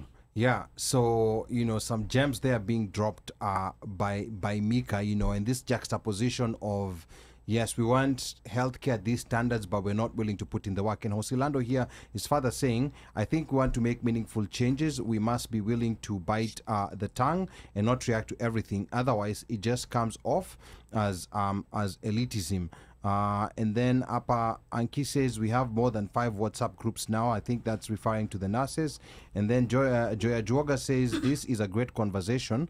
If you're not a member yet, please join, and of course the details are in the comments. They're pinned in the comments and also in the description. And then we have Akinyi asking, is it a requirement to have a collaboration in MD? We are Marylanders, but we are not in that field, so we don't know. Maybe no, you might Maryland. know. So Maryland doesn't require. So that means if you're a nurse practitioner, you can start your own practice without in a Maryland, collaborator. Delaware, New Jersey, New York. There are several California, but California has some more restrictions. Okay. Oregon is actually the best for nurse practitioners. Okay. So this is So important information to know. So there are states which have like you don't need a collaborator, and there are states which are still holding on to that. Okay. So and as a quick nurse question. practitioner, are you practicing now with your own practice? Are you practicing as a doctor, or what's the difference between an NP practice and a doctor's practice? Okay, so we have what we call what is the word? Nurse practitioner. No. So as a family nurse practitioner, Yeah. I know what I can be able to do and what I'm not And able your to limits, do. yes. I'm not going to be able to, do surgery on somebody. Okay. But I know that I can be able to treat this and this disease. I can be able to manage your blood pressure. Yeah. But when it reaches a point where I cannot be able to manage, definitely I'm going to refer you to a cardiologist. Yes. So we can be able to manage almost everything, according to my specialty. So, there are minor surgeries. Yes, you can do some minor surgeries. Okay, so Yeah, minor as an- surgeries you can do. Yes, not major, minor surgeries. Okay. Yes. Like suturing, you can do suturing. You can do debridements, if you're Well, doing wounds. Guys where, are pretending that they understand what these things are. Yeah. For So- the past- Suturing. See, kushona. kushona. Nikutumia needle. Yeah. okay, Yes. okay. Yeah. All With a right. thread. Yeah, Lakini and by the thread way, I ya just want to theatre. make a correction. You know, sometimes we think that doctor only applies to medical doctors. Yeah. Nurse practitioners are Are also also doctor. doctors. So we have to differentiate that a doctor of nursing practice and you're a medical doctor. Okay. So there's a DNP. yeah. That's Yeah. a DNP. Dadadangoa. A DNP. Okay. Yeah. No, I was going to ask, when you're talking about licensing, what do they call it? Hold on. Where you can practice without under the license of somebody. Collab. Collaboration. If you do telehealth and you're consulting with somebody who is in a state that requires a collab, would that affect you? You have to have a collaborator in that. You have to follow the rules for so that you state. have to. Okay, got Yeah. it. Okay, Yeah. okay. If that So just state because needs you're a in Oregon, collaborator- but you're consulting with a patient in, let's say, New York. New York. Ama Yeah. New Jersey. Okay, Yeah. Yeah. okay. So the So- states where you can independently practice, you can do telehealth. But you also still have to remember that you have to get a license for that state. Okay. You can't use your New York license Got it, Yeah. got it. That's why you have like. to work in Texas. Yeah, so I think this is one segment that we'll have we need to have a full episode about, because it might be very important, especially for students who are planning to go into nursing school and maybe they're not sure about these different things. I think this might be very valuable information for absolutely. them. Yeah. Because there's so many details that are needed, and I'm shortly gonna be like giving a spiel over the event that's happening in September. But because a lot of people have been commenting here, my goodness, YouTube is blowing up. First of all, on Facebook we have Joseph Mecha. Joseph, karibu sana. Joseph says it is unfortunate that many highly qualified medical professionals from the Kenyan diaspora, some practicing successfully in the United States and other advanced healthcare systems, face significant barriers when seeking to serve back home. Yet at times, foreign professionals are welcome with far less scrutiny, often benefiting from perceptions tied to their nationality or appearance, including race. And that's what you were talking about earlier. So I think that's another big issue that I did not even know existed. A war report says federal government is requiring a medical doctor in Maryland to oversee nurse She said medical doctor MD. MD, not yeah, Maryland. not Okay. Maryland, yes, To oversee nurse practitioners. And then we have Masi Gadhuka. Masi karibu sana, anasema watching from Philly. Thank you so much, Masi.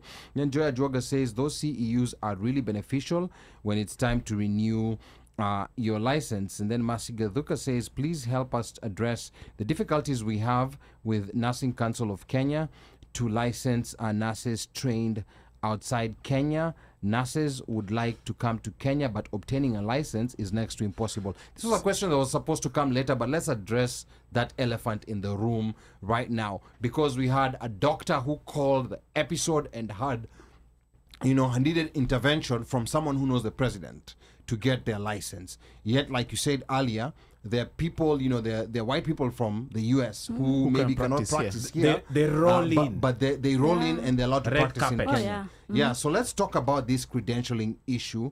Why are Kenyan nurses and Kenyan healthcare workers, especially from the US, experiencing these challenges in Kenya? Because of the roles in Kenya. Kenya also has, their requirements. Okay. But their requirements are, I think, they're not really like helping the people in Kenya, because you're losing on providers who could be helping. Okay. So we actually been working as an organization. We've been working with another organization and the Kenyan nurses in the UK. We had several meetings where we had a company which actually was trying to help work with the Kenya nurses, Kenya Council of Nurses, to come up with a way where we can do like CEUs. There's a platform where we can do CEUs, and that particular company will be able to clear, instead of like waiting for 3 months, 4 months before, they get information from the US that's, you're in good standing with your licenses. That company works, it's like should be a seamless process. So they clear you from here, information is sent, they give them all the information that, you're cleared to, in the US, you're in good standing, and you have met the requirements by doing the CEUs, and the Kenya Nurses Council should be able to give you a license to practice in Kenya.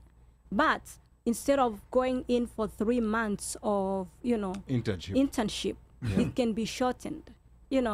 We agree with the internship parts, because, there are diseases we deal with here are kind of like different. Yes. And then here we are using a lot of machines. We're using we have all the technology. Yeah. So you're gonna have to, to use your get hands. acute, know how to work without gloves, work without medications, know how to work without an EKG machine. Unapima pressure na macho. Yeah. So use your stethoscope to figure out if this is an AFib or what's going on with this patient. Using your judgment. Using the little. Wewe unajua AFib ni nini? That is for the people who are in the medical field. They understand. So I'm trying to make it as simple as possible. Yeah. So if they require that, maybe for like a few weeks, not 3 months, that's workable.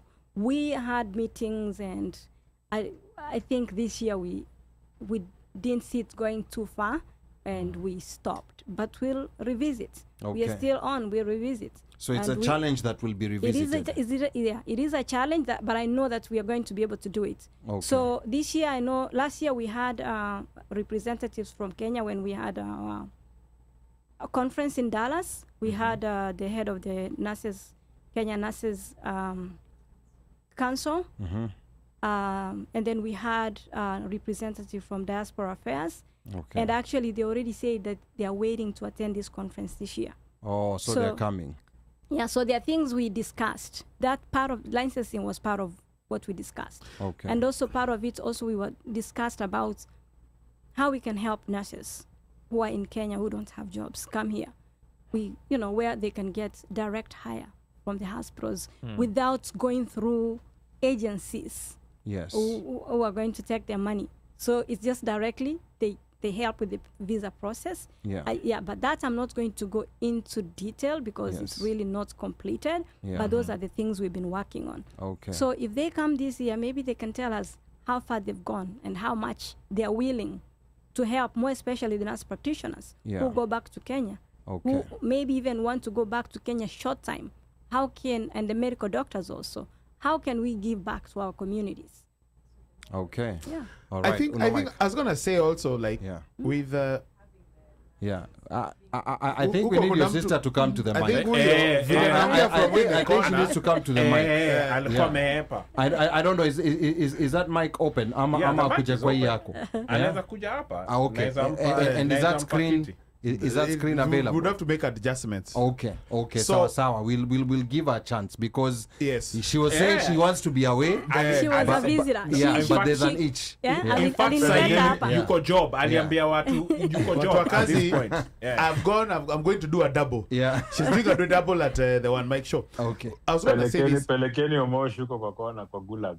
We don't need to see how much. Okay. No, I was gonna say. Wow. I think Wow. to just to I personally, I mean, I try to really always think positive, but after talking with Dr. Alan, and how the perspective of the people or the fraternity in Kenya, the medical fraternity, looking at him as somebody anakuja na kiburi, even if it doesn't matter how much you try to humble yourself, you're going to be looked at as somebody you're coming to disrupt what's working, the status quo, whatever it is. So like now with the Daktari here, and trying to offer free services, we're going to do blood pressure. She's running for office. Even there we go. So there's always that perception of this person is trying to run for office. This person is coming to disrupt what we have already established. We are making money over here, charging people useless, unwanted and unwarranted services. There's somebody who, when you talk about gloves, there's somebody who's supplying gloves. When you're talking about Band-Aid, Band-Aid, Elastoplast. There's somebody who has procured. Ama unaambiwa enda kwa daktari, enda kwa nani pale. Enda tu kule, utaona Cube 101, uingie tu hapo, utapata kuna msee anaziuza. Uchukue Elastoplast 2, pad 75, then you come back. Then you come back. Then we'll continue your treatments. And that is also going to be a problem, frankly, dealing with. Because when you heard about Dr. Happiness talking about how unatoa top sheets, you naika bottom sheets, you nafanya nini? Because ile bottom sheet ndio iko chafu na kuna sheets. Na gloves. Na ile ya juu sasa gloves. Sasa utaosha mkono ukiendanga. So there's the formal, like from up here looking at what needs to be done. In terms of being a nurse, there's the structural part. Alafu kuna kwa ground. Kwa ground vitu ni different. Totally different. Now imagine you're trying to do, you're trying to set up something that is telehealth, uko Northeastern, Wajir, Wargadud. Actually, Northeastern, it will work probably better because they just got new hospitals. They are the ones who are probably even and if you guys remember, more equipped to there's a time deal with it. There was a guy who was running for governor and he got governorship. And we talked about it so much because what he went about, I can't remember his name. In Northeastern? Northeastern, one of the Northeastern counties. That's Ahmed Abdullahi. That's, I think, Wajir governor. Wajir, eh? Yes. He's the but one he lost. But he lost. He lost and then he came back again. Okay. Yeah. But what he had done is, he had talked about how women, I think he was even interviewed by Jeff Koinange. He was talking about even pregnant women having to travel on a bus. They're going to a place far outside the county, but what he did was he tried to set up, and he was even paying doctors to come. You stay, nurses, you come and stay within the locale, treat people, let people get whatever, kids, give birth, let women give birth and everything, just to facilitate. And he gets voted out. Yeah, he got voted out. But those are the things he got voted out because of clan politics. In NEP, interestingly enough, in Northeastern Province, I think in Mandera County, they had their first C-section ever after devolution. Just think about that. Yes. What? Yes, just think about that. Think about that. They had their first C-section ever, Let me use my mic voice. Yeah, in fact, I am gonna, introduce you to, we have our own group of Kenyan Muslims where we have nurses, we have medical workers. I'm gonna introduce them to you because I talk about some of the medical issues that were there in places like Northeastern Province that many Kenyans before may not be aware about. Those are the places that and even up to now, but devolution at least brought a few things here and there. Yes. But they had their first C-section after, so that means any pregnant mother who required a C-section either ended up bleeding to death or ujisort vile unaenda huko to another place. Yes. Ali, in Kenya, the funny thing is that in Kenya, a lot of places got maternity wards after devolution. Correct.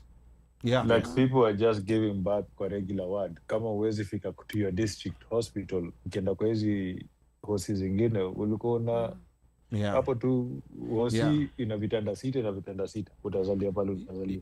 Or the local grandma who knows how to nini. Everybody goes to her home and like she my does. late grandma, like was able to do that. But then you see, I think the challenge in some of these northern frontier counties was the distance. Like at your district, hakuna. Like you're talking maybe 700 miles. It's a lot. You see, that's Huko. But like when you look at what Dr. was saying, forget, Nairobi, you've got all this, a concentration of all the top hospitals within a small area. Now, when you're looking at somebody, let's say in Kisumu Mahali, in Bondo, deep. Yeah, deep, yes. Unaget. Ama you look at somebody even in, let's say, maybe Mombasa, huko you're in Kilifi. Utaenda wapi? Yeah, by the way, Kilifi County deep. There are some parts. Ukienda kama Gongoni.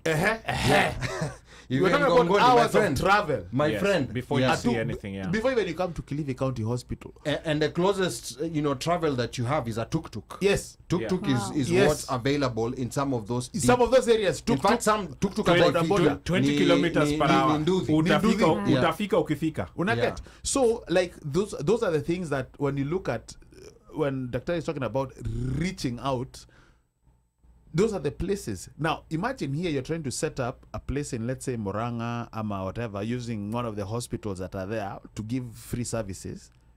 Now, imagine uko Ngongoni uko. Gongoni, Ama you're in uko Wajir, somewhere uko deep. Yeah. Na umelipia SHA. Sorry, carry on. Yeah, ama uko Kwale County, Shikadabu. Yeah. Cool. So, what he said. So there's Utashika tu hiyo adabu. So there's and Shikadabu is an actual place. No, I know that, but it's for but before we continue, I want to remind the listeners that the 2026 annual conference of the Kenyan Nurses Association of America is happening in Baltimore from September the 17th through the 19th at the Sheraton Baltimore North Hotel in Towson, Maryland. Early bird registration is now open at $250 until July 1st. After that, it goes up to $300. Vendor and sponsorship opportunities are also available, but space, once again, I will tell you, is limited. Registration details are on your screen, and the links are pinned in the comments and the description below. For inquiries, the number to call is 848-224-1201 or email info@kenyannursesusa.org. Make sure you register before it's too late. And now, back to our conversation. Dr. Akombe. I hear also men, they have a mental nini hapo. Yeah, it's not a men's conference. No. I said men, kuna ka mental nini. Yes. Is for men. You don't have to be a nurse. You don't have to be a Kizito or a banga. Just show up. Yeah. Now, another thing here. Now, I'm not even sure because we've also addressed a lot of things that on some of these questions that I had. Let's go to maybe telehealth and diaspora expertise, which we talked about earlier. But we want to now talk about telehealth in a practical way, because telehealth, to some people, sometimes it's a buzzword. Like what exactly is telehealth? When families in Kenya call relatives abroad, they're often not just asking for money. They're sometimes asking for help in understanding a diagnosis. Sometimes it could be a medical bill, a referral, or even understanding a care plan. Now, what can diaspora nurses realistically do to support families from far away? Or maybe how could KNAA help turn that informal WhatsApp support into something that's more structured, useful, and meaningful? Daktari. Thank you. We actually, if you look at, if you talk to most of our nurses, you'll find out that most of them have been treating patients at home. We're not saying it out loud, but we do it. Okay. You have an aunt or a neighbor who knows that so-and-so's daughter or son is a nurse or a medical doctor in the U.S. They'll come and say, this person is sick. That's actually telehealth. You're there with them on the phone, and sometimes you're like, okay, I want you to be on the video so that we can talk, so I can see you. I see how you're presenting, From there, once they give you the symptoms, you can tell them, okay, can you go do these and these labs? Go ask them to order these labs for you. Can they do an X-ray? Can they do an MRI? And once those results are out, they send them back. Yeah, you send them back and you're able to look at them and you're like, okay, so this is what's going on, and this is what, now you can actually now collaborate with the provider in Kenya and tell them, I see what is going on. Okay. Sometimes they don't want to listen, but those who listen. Yeah. This is what's going on. These are what the labs are saying. Yeah. This is what the the X-ray report or the MRI report is saying.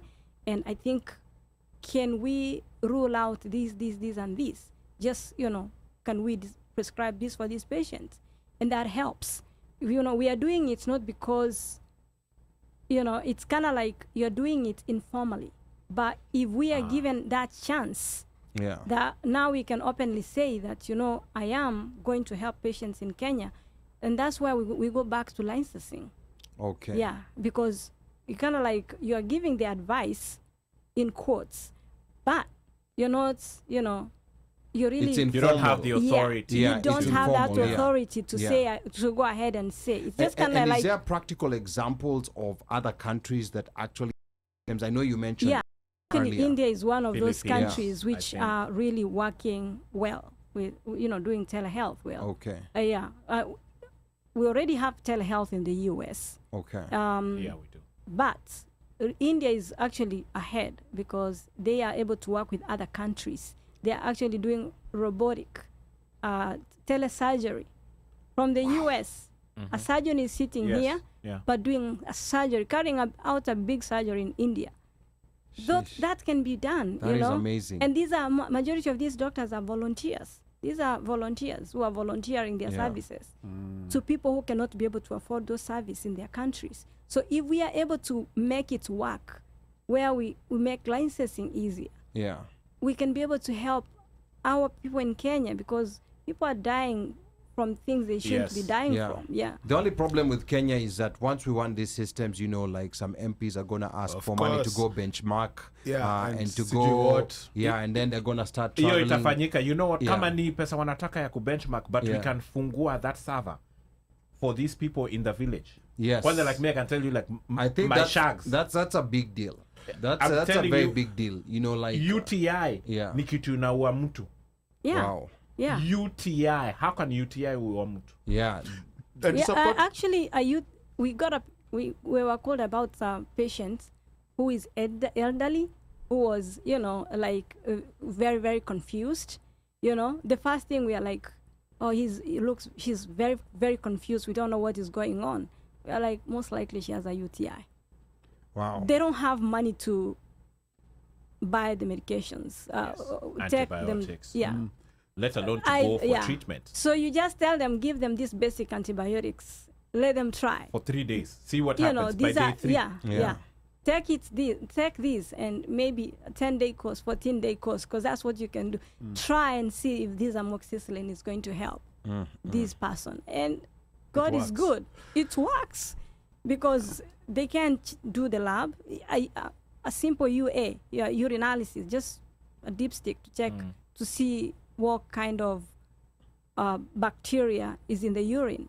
So they can afford that. So this is so profound. And to support what she's talking about, we're talking about how they have been unofficially diagnosing. I gave an example of my granddaughter now and niece. Like, she was involved in an accident, and fortunately enough, in our family, we have a DNP. But we've also got nurses, that masters of nursing people, and they would talk to a nurse. My cousin, who is a nurse in Kenya, she would tell them, okay, she's very, very knowledgeable in the information. So we are like, okay, go. This is what we're doing. This is what we're doing. Well, this is what we're doing. So initially, she had to get an MRI. She's in a hosi somewhere in Muranga. Yeah. She had to be taken to a different place to be performed an MRI, and arudishwa to wherever the application, and then you get that information. And Muranga is a fairly developed county. Yeah, it's huge, right? But that's an arudishwa, at least at home. this person, now the doctor over there gets this, so we are sent. Then now a copy of the report is sent. Then my cousins here, who are their specialities, wanasema this, they are this, reviewing. This. Okay, T1, sijui S1, sijui my spine, my T thing, my T bone, my C. Yeah. Now, you know me, I'm just listening because me, I have no idea what these guys are talking about. You're just floating. I am floating like an ancestor. In the back. To a spine. So they're like, oh, does she have a collar? Is she intubated? Does she have this? Does she have this? I'm like, and these are people here. Now, if they were able, like doctor is saying, you know, like if they can be able to whatever, they can facilitate. And now so, I'm seeing... and by the way, there's a certain I don't know about here, but you know, certain facilities in Kenya, you know, if you want an MRI, you go to a different place. If you want a bone scan, another scan, unaenda mali pengine. Some places, like there's a place we took her, they could not do an MRI. The suggestion was she be taken to KNH. Now where they have the facility, they have the equipment and whatnot and whatnot. Some people had to call big guns.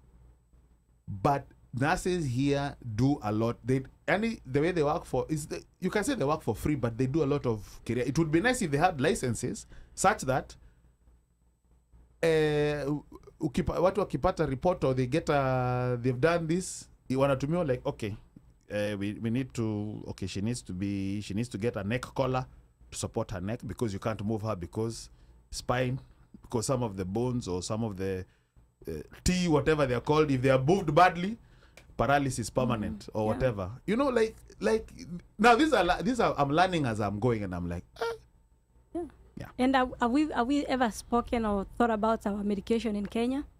Fake medication. Sasa wewe kwa nini unachoma? This one here na kuchoma. What about the medication in Kenya? Ali. What is the Kenya Bureau of Standards doing about medications? Are they like really... do you mean medication that's being supplied in hospitals? The medications are being supplied, even in the pharmacies are buying the medications. Yes. We have a lot of fake medications going on.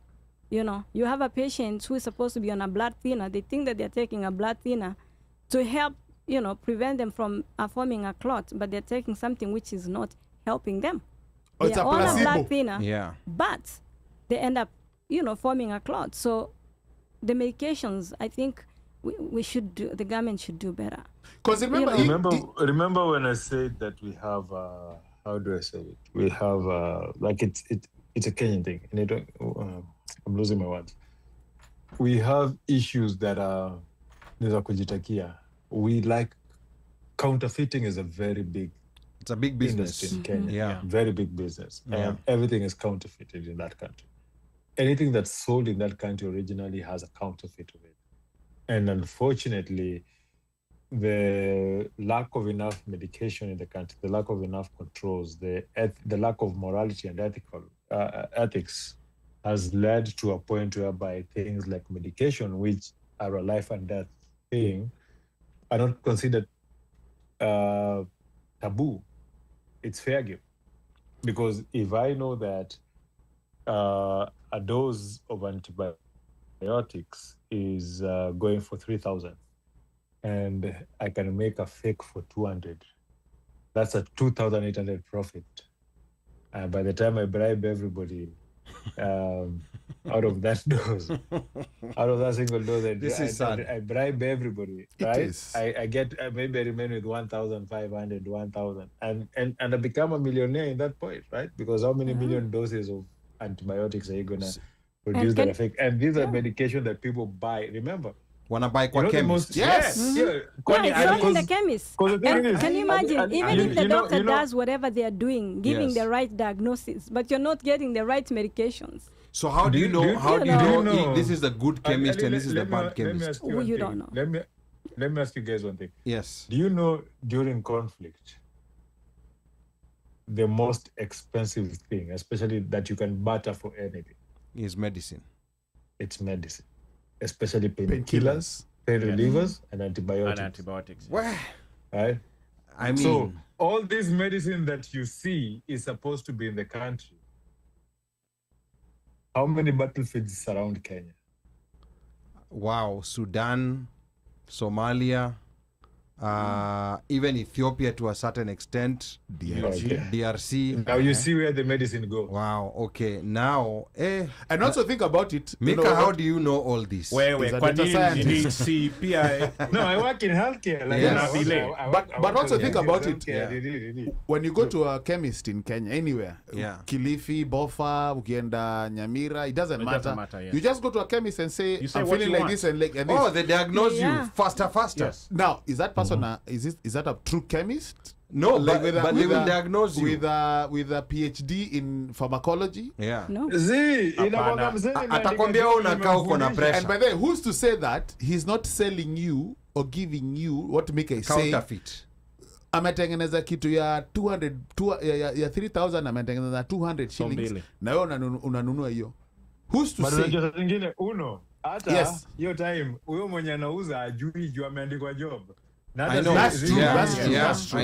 I know. So it might not be the person standing there. Yeah, mwenye shop ndo anajua. Yes. Mwenye shop ndo anajua stock gani ni fake na stock gani si fake. Na mwenye shop ndo amekuja kuambia. So labda manager ama mmoja wao ma supervisor anajua ndo watu wa kuinspect wakikuja, health officers wakikuja wanajua dawa kuficha. Yeah, anatoa ile dawa legit. And then also like this pharmacy, their chains. What's their name? In Kenya. There's a chain. Oh, no.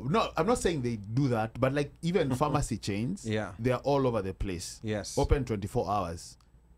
Open 24 hours, depending availability on location. Like you need Pharma Plus. Plus so like they have all that. You know, those ones. Those are the places that you go to. You find at a bus stop. You find at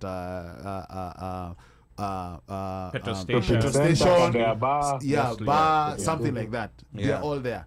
I'm not saying that they do that, but you know how sometimes you have to. There's Kanjo that goes and verifies. Yes. Like they call and say, okay, you have this. Let's prove that this permit. Yeah. But not even permits. Test to make sure they that can test.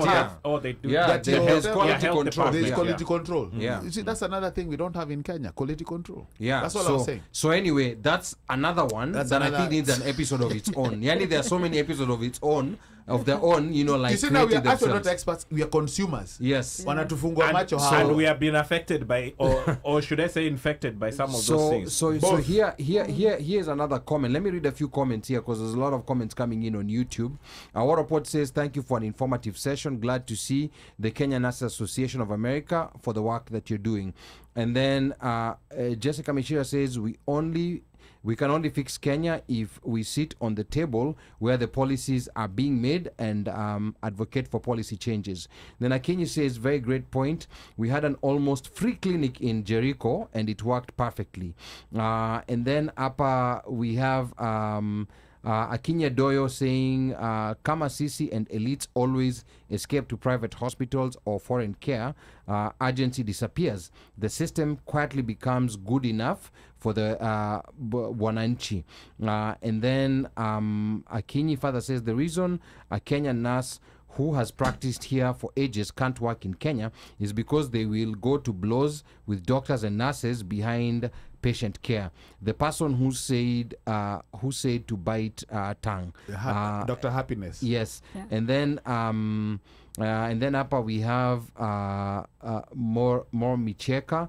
Anasema, good to hear you, my dearest sister Jeliah. And then Akinya anasema, it is literally a nurse's job to question everything and CYA times two. I don't know what CYA is. Hatujui kucheza chini and biting tongues. This is for nurses here. Huku hatupangwingwi. Ask a doctor near you, respectfully, of course. And then hapa Hosilando anasema, there are also so many nurses trained in Kenya who cannot find a job. And then Kenya anasema, we should see how Filipino and Indian nurses have successfully collaborated with American nursing to where they have mini cartels. That's how powerful Filipino and Indian associations are. That's quite interesting. And then I have Gladys Anasema, Thank you and Mike for hosting Dr. Akombe on behalf of KNAA. Great conversations that are long overdue. Thank you, Daktari, for your vision and leadership. Huyu Gladys was supposed to come. Sasa yeka California. Yes. Nitakustaki wewe huyo Gladys huyo. Okay. And then Awora anasema, I wonder if there is a Medical Doctors Association for Kenyan diaspora, and if so, have they made headway in overcoming licensing and practicing challenges? That's a good question. That's a good question. We'll ask Dr. Alan and Konye. And then Aworo is also asking, has the KNAA USA done any CSR medical mission in Kenya since they started? If so, which county? What services did they provide? How was the reception? I think we're going to come back to you, Dr. Akombe, on this question. I know they have, but wacha ni nyamaza, wacha daktari aseme. Yes. Yeah. So we have nurses from Kenya, the Kenya Nurses Association, who have gone independently, and they have done medical missions in Kenya. Yeah. But as an organization, together as an organization, we haven't done that. This is a young organization. We are working on that, but we have our nurses who are going, and we are supporting them as they go. Okay. And they do it on a yearly basis. Some of them that I know do it on a yearly basis. So, and they take people with them for like 6 weeks, have like eye clinics. It's astounding the things that they do. Now, wanabeba tu kwa suitcase, by the way. That's nice. Everybody, they don't even carry clothes. Yeah. They just have their scrubs, sneakers. The rest of it is medicine. And then back to you again, Dr. Akombe. Before we ask diaspora nurses to help solve problems back home, I think it's also important that we need to understand what nurses are carrying here in the U.S. Many people at home may see nurses in the U.S. as successful, stable, and comfortable, but behind that good paycheck you get, there's burnout, there's workplace hazards, there's legal exposure, and even emotional fatigue. Sometimes there's very little room to make mistakes. Now, help us understand the reality of being a nurse in the U.S. today, Daktari. So being a nurse in the U.S. is actually, as the person just said, it's not an easy job. Yeah. Yeah, because you have to watch your back. You want to make sure that you're doing the right thing. More especially because remember, we're different. Yes. So you have to be 10 times better than the other person. So we have to do the best we can do. But because we've come from Kenya, where we have everybody relying on us, you have a grandma, grandpa, great somebody, an uncle, this like relatives, waiting for you to send money. So you find that also we have also expectations that we have to also build in Kenya. People see that we built a big house in Kenya. Ali doesn't believe in building in Kenya. Be the wrong person. No, I'm just saying. Debt capital, but the expectation also, is there. Also, investing here for yourself. Yes. So we find that we work a lot of hours, that we don't have time to take care of ourselves. And that's why you see sometimes some of our nurses go to sleep and don't wake up because of fatigue. The heart reaches a point where it stops. Depression kicks in. Anxiety kicks in. So we really, our first conference was more about self-care. Let's sit back. Yes, it's okay to work, but let's also take time to relax. Let's take time to take care of our bodies. Because if my car, when it's due for service, I take it regularly for service. If I feel like the engine is overheating, what do? I'm not going to drive that car. You just leave it and go. But when we feel like we are overheating, our hearts are just like, you can't do it anymore. You're still pushing yourself. You're still doing it. So it's because of the burdens we have back at home, expectations also from our family members that you have to send money to Kenya. I can't say that I have that issue. Nobody calls me for money other than maybe distant relatives. If I want to help, I can help. I really don't have that problem. Sister is not working. Yeah. We'll call Rosalie to call. Yeah. So atume message. Yeah. So it's really a burden. It's really a burden to the nurses. And when you're at the hospital, you are overwhelmed yourself. You are taking care of sick people. Just seeing that sick person, it also has something. Or seeing somebody die. Actually, I used to work in the emergency room. I used to work in the trauma unit in Newark. Newark, New Jersey. Yeah. I used to work there in the emergency room. I had, it reached a point where I'd said enough is enough. Because every day children come in because of shooting. Newark. 14-year-old, 15-year-old. Oh. They're just kept there for organ donation. So it reaches a point where it takes a toll on you because you're a human being. You're gonna reach a point, you're gonna cry PTSD. because you're looking at these children who's not so supposed to be dying because it's they've been gunned down Gun by violence, somebody. yes. So it takes a toll on us, you know. So other than our own problems, our work environment, the managers are also not giving you a time to breathe. They're on your back. You didn't do this. You didn't do this. So the expectations are too much, and it becomes overwhelming for us. And you know, at home also you have a family. You have a husband or a wife who is also nagging. Maybe children, you know. Just say the wife is nagging. Husband, No, I'm just saying. Yeah. So you might. Nyinyi ndio mnatakikana mwende zile mental nini. Yeah. So alafu we also have children who are want going your through, attention. who need your attention, who also are going through their own emotions. Correct. So you have to be there for them. Yes. So can you imagine you're carrying the load, but you have nowhere to release this load to? It's there constantly. Yes. So and I think anyone who's related to a medical worker, there needs to be a lot of empathy, because I think maybe in future conferences, I don't know that you guys already have this, is to have, you know, like a session for people who are related to the families, healthcare workers, the families, you know, like the children, the spouses, and even sometimes even the parents if they're available here, because these are people who, the kind of job that you're doing, you see, some of the jobs that we do, we can zone out for 30 minutes. Unaweza acha job pia job. Yeah, we can. Yeah, even while at work, we can zone out for 30 minutes. And it's just, you've just zoned out. Correct. There's no consequences to that. But with these medical jobs, where it's very high impact and things are happening constantly, there's no room, you know, like for zoning out. A break is actually an actual break. Rather than, you know, like these other jobs where you can do whatever you're doing. The other thing that is also of concern is the issue of legal liability. You know, like has this been you know, like an issue? Is it something that KNAA is addressing, you know, for people especially who might not, young nurses who may not be familiar with what they're potentially exposed to? Yeah, so like giving wrong medication. Yeah. So when it comes to legal, first let's start from, you know, our nurses avoiding to put things on social media, because there are things social media does not forget. So you don't want to put, let's say you're working 3 jobs. You don't want to put out there that I'm working 3 jobs. I'm working 2 jobs here and there and there. Who is watching? So you go to work, you make a mistake. What are they going to say? It's because you're working. Exhaustion. You don't have time to rest. Mm-hmm. And guess what? You might lose your license. So sometimes let us not talk about our money and put how many shifts we are working out there, because it might look very innocent, but it can put you in trouble.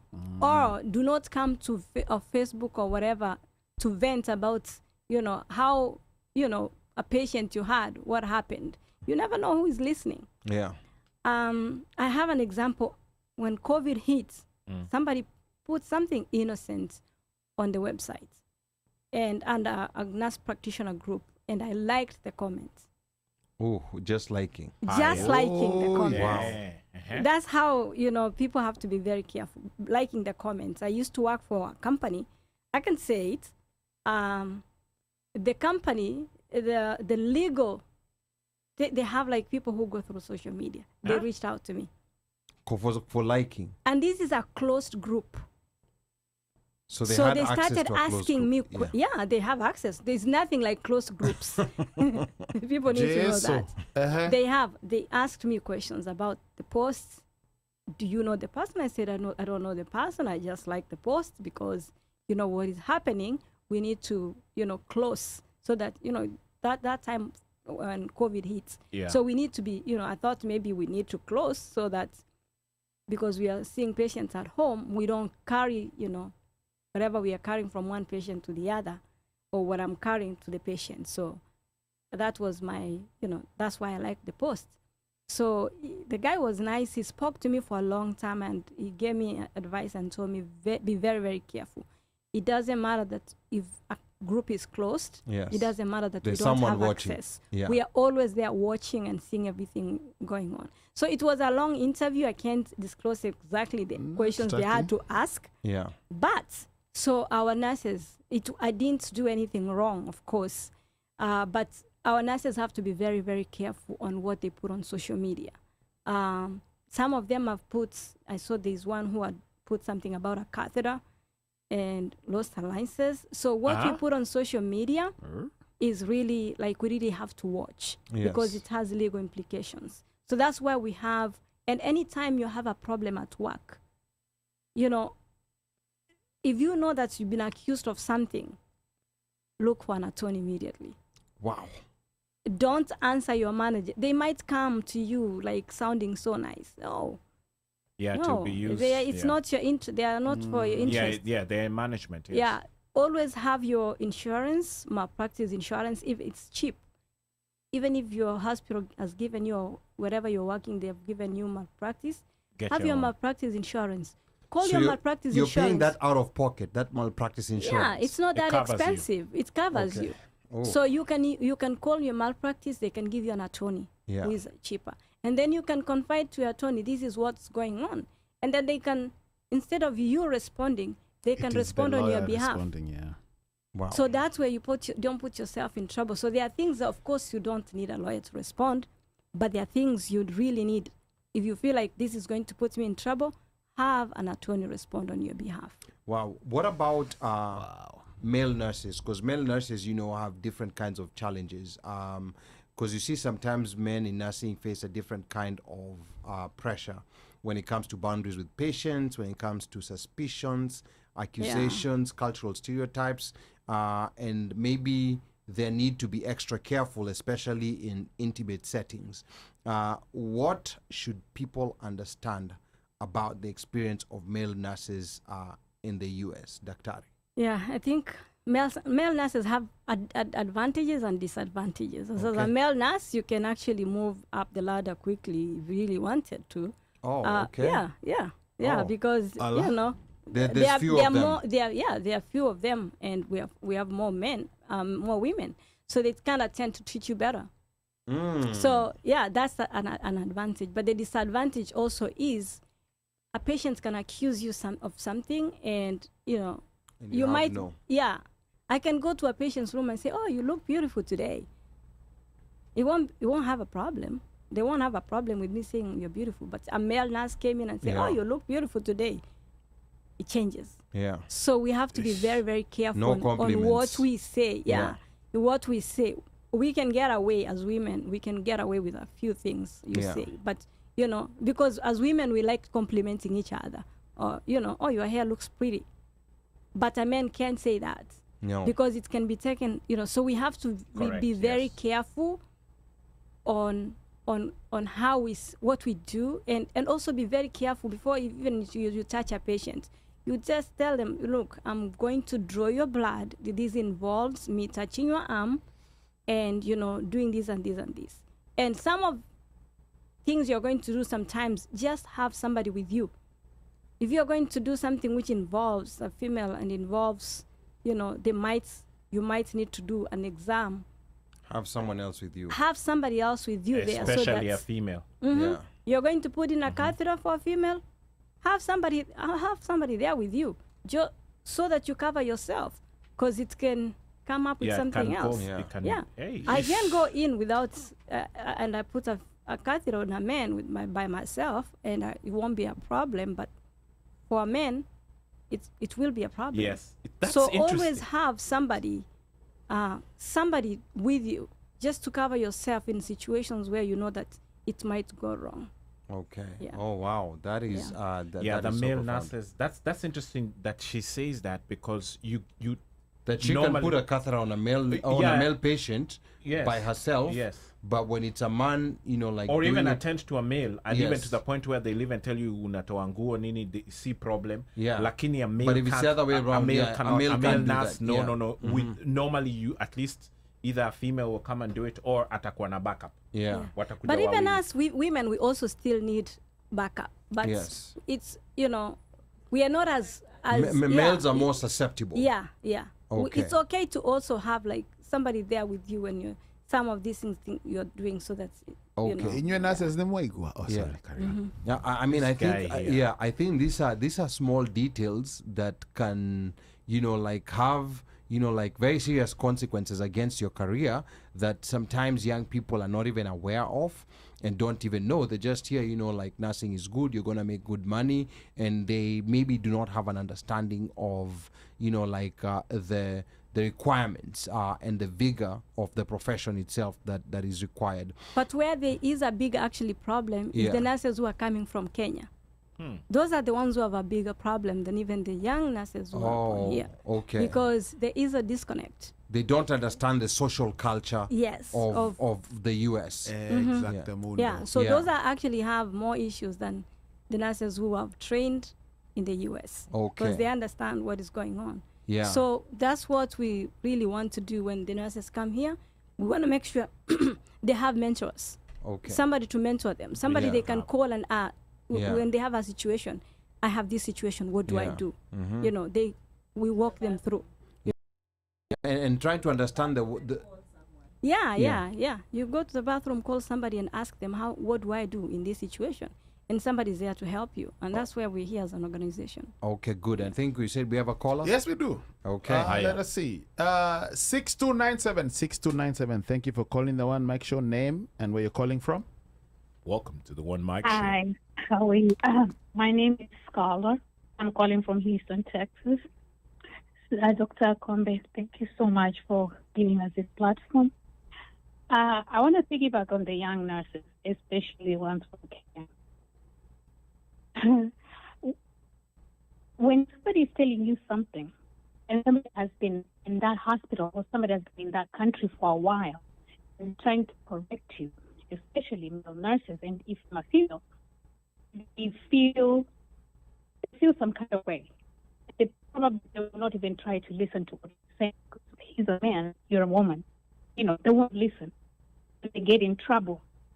A lot of times, male nurses getting from Kenya get in trouble. I know I can count ones who've lost their licenses in this Houston and were male nurses because they did not listen.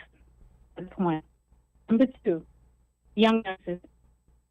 Sometimes I want to refer to Kenyans only, because even Nigerians, let's just African nurses, the ones that are older, and they say old nurses eat the young nurses, it is unbelievable.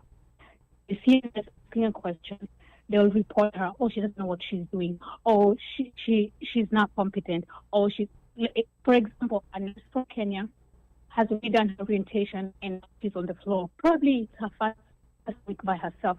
Definitely she's going to need to ask some questions. I can just see the way other nurses will act towards her or him. They get very timid and very scared. So another thing that I think Dr. Akombe we need to use when we go to the conference, we need to talk about is how to treat new and young nurses, especially the ones from, the African countries. For example, Filipinos, even if a nurse does not know anything, literally you get people from a nurse and you're like, is she a nurse? But the way the Filipinos will cover for her, African nurses will not do that. Wow. It's very scary, yes, very scary. I see it all the time. What else did I want to say? Okay, what we lack in Kenya absolutely is first aid. There is no reason whatsoever why a patient should die the moment they arrive at the ambulance. The least that they can do to just stabilize the patient is just a first aid. Just check the blood sugar. So many people have died because of low blood sugar. That's all. It's blood sugar. And they died just because they didn't check the blood sugar and they were diabetic. And they'll go to the emergency, to the hospital, and that's how they die on the street. But And then in Kenya, you have to pay something before a doctor or anybody touches you. The nurses are taught how to do first aid, where when a patient comes and the patient just needs oxygen, just put oxygen on the patient. But apparently, Kenya doesn't even allow anybody to touch the patient before they get the money. Somebody died on a stretcher again because the person just needed oxygen. The ambulance has to go get somebody else. So they remove oxygen from this patient on the stretcher, and the ambulance left. 20 minutes, patient died. Wow. Patient needed oxygen. Wow. Oh, that is so sad. Another point, another point. People are scared of going to the hospital, and this coming from family members that I've known, because the way doctors treat patients, or even the way doctors treat nurses. They are so scared to talk about what is going on with them. A patient cannot tell the doctor anything. Oh, the doctor said, I said, okay, the doctor said, what are you feeling? Okay, the doctor said you have malaria, but how are you feeling? Well, the person explains to me what they're feeling, but what the doctor said, totally opposite. And you're just like, oh, you have typhoid and malaria, plus. I'm like, what? I said, let's go to, now I call a doctor that I know, and I say, let's do this and this and this and that. When they do all those things that I ask them to do, it totally, the patient does not have malaria, patient does not have typhoid. But when you're trying to talk to the other doctor that diagnosed the patient, the way they respond to you, are you a doctor? You a doctor? No, just listen. You don't know what I am. I'm just trying to help. You don't know who I am. I'm just trying to help to get you to where you see that whatever you did is wrong. That is, the doctors are so that's why a lot of patients, they go to pharmacists. And pharmacists actually treat patients in Kenya, and that is a big pandemic. Why? My auntie had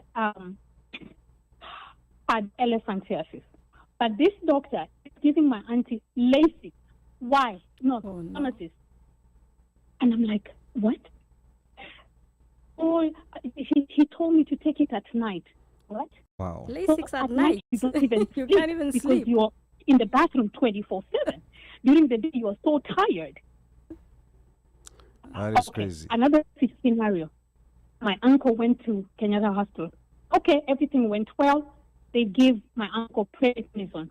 And my uncle did not. And then there's also this stigma. You can't. My uncle's older, so they can't tell younger people like can tell us what is going on. So they're hiding just the stigma that on mtu mzima, and unajua mtu mzima hizi kuambia mtoto what's going on. Okay. By the time they're telling us that the doctor discharged the patient on 40 milligrams of prednisone, BID, for a whole month, Oh my God. it was too late. Exactly. It was too late and he died. There was now infection after infection. He became septic. By the time Nairobi Hospital, when we took it to MP Shah was like, nope, we are not touching. Take him back to where he came from. Wow. They had done so many surgeries for no reason. Oh, he's bleeding. Yes, he's bleeding because of the medication that he's been taking for a whole month. Exactly. And he's so septic. The temperature keeps spiking. He's not diabetic, but the blood sugar was so high they could not control it. Pole sana scholar. So there's just a lot of loopholes. That if there was first aid, and then there was education in the hospital, even the nurses, but even the nurses are afraid of the doctors. Wow, this is this is like a big issue. And scholar yani I think we're also gonna we're gonna get your contact because I think these different conversations especially when it comes to those different angles of malpractices that happen in the Kenyan health system is something that I think a lot of diasporans are very uneducated about, especially those of us who like came here shortly after high school, we are very uneducated about it. So sometimes even when we talk to people at home, we don't know what questions to ask. We don't know what to look for. So I think this is very important. So Scholar, asante sana. Are you also going to be coming to Baltimore? She said it in Yeah, I am. Okay. All right. Did you get a ticket ama when you were kuja free? She's on the board. I'm your last minute. Okay. Everyone is on the Scholar, board. pay Okay. so- 250. Don't wait for 300. Pay 250 now. That's all right. Yeah. Okay. Akona pesa. Okay. Akona pesa. Okay. Alipia double. Alipie Good, watu that's wawili. good. Amechapa double. Alipie watu wawili. Thank you, Okay. Scholar. Okay, thank you so much, Scholar. And for those Thank you. and for those who are listening, the 2026 conference of the Kenyan Nurses Association of America, KNAA, is happening in Baltimore from September the 17th through the 19th at the Sheraton Baltimore North Hotel in Towson, Maryland. Early bird registration is now on at $250 until July 1st. After that, it goes up to $300. Vendor and sponsorship opportunities are also available, but space is limited.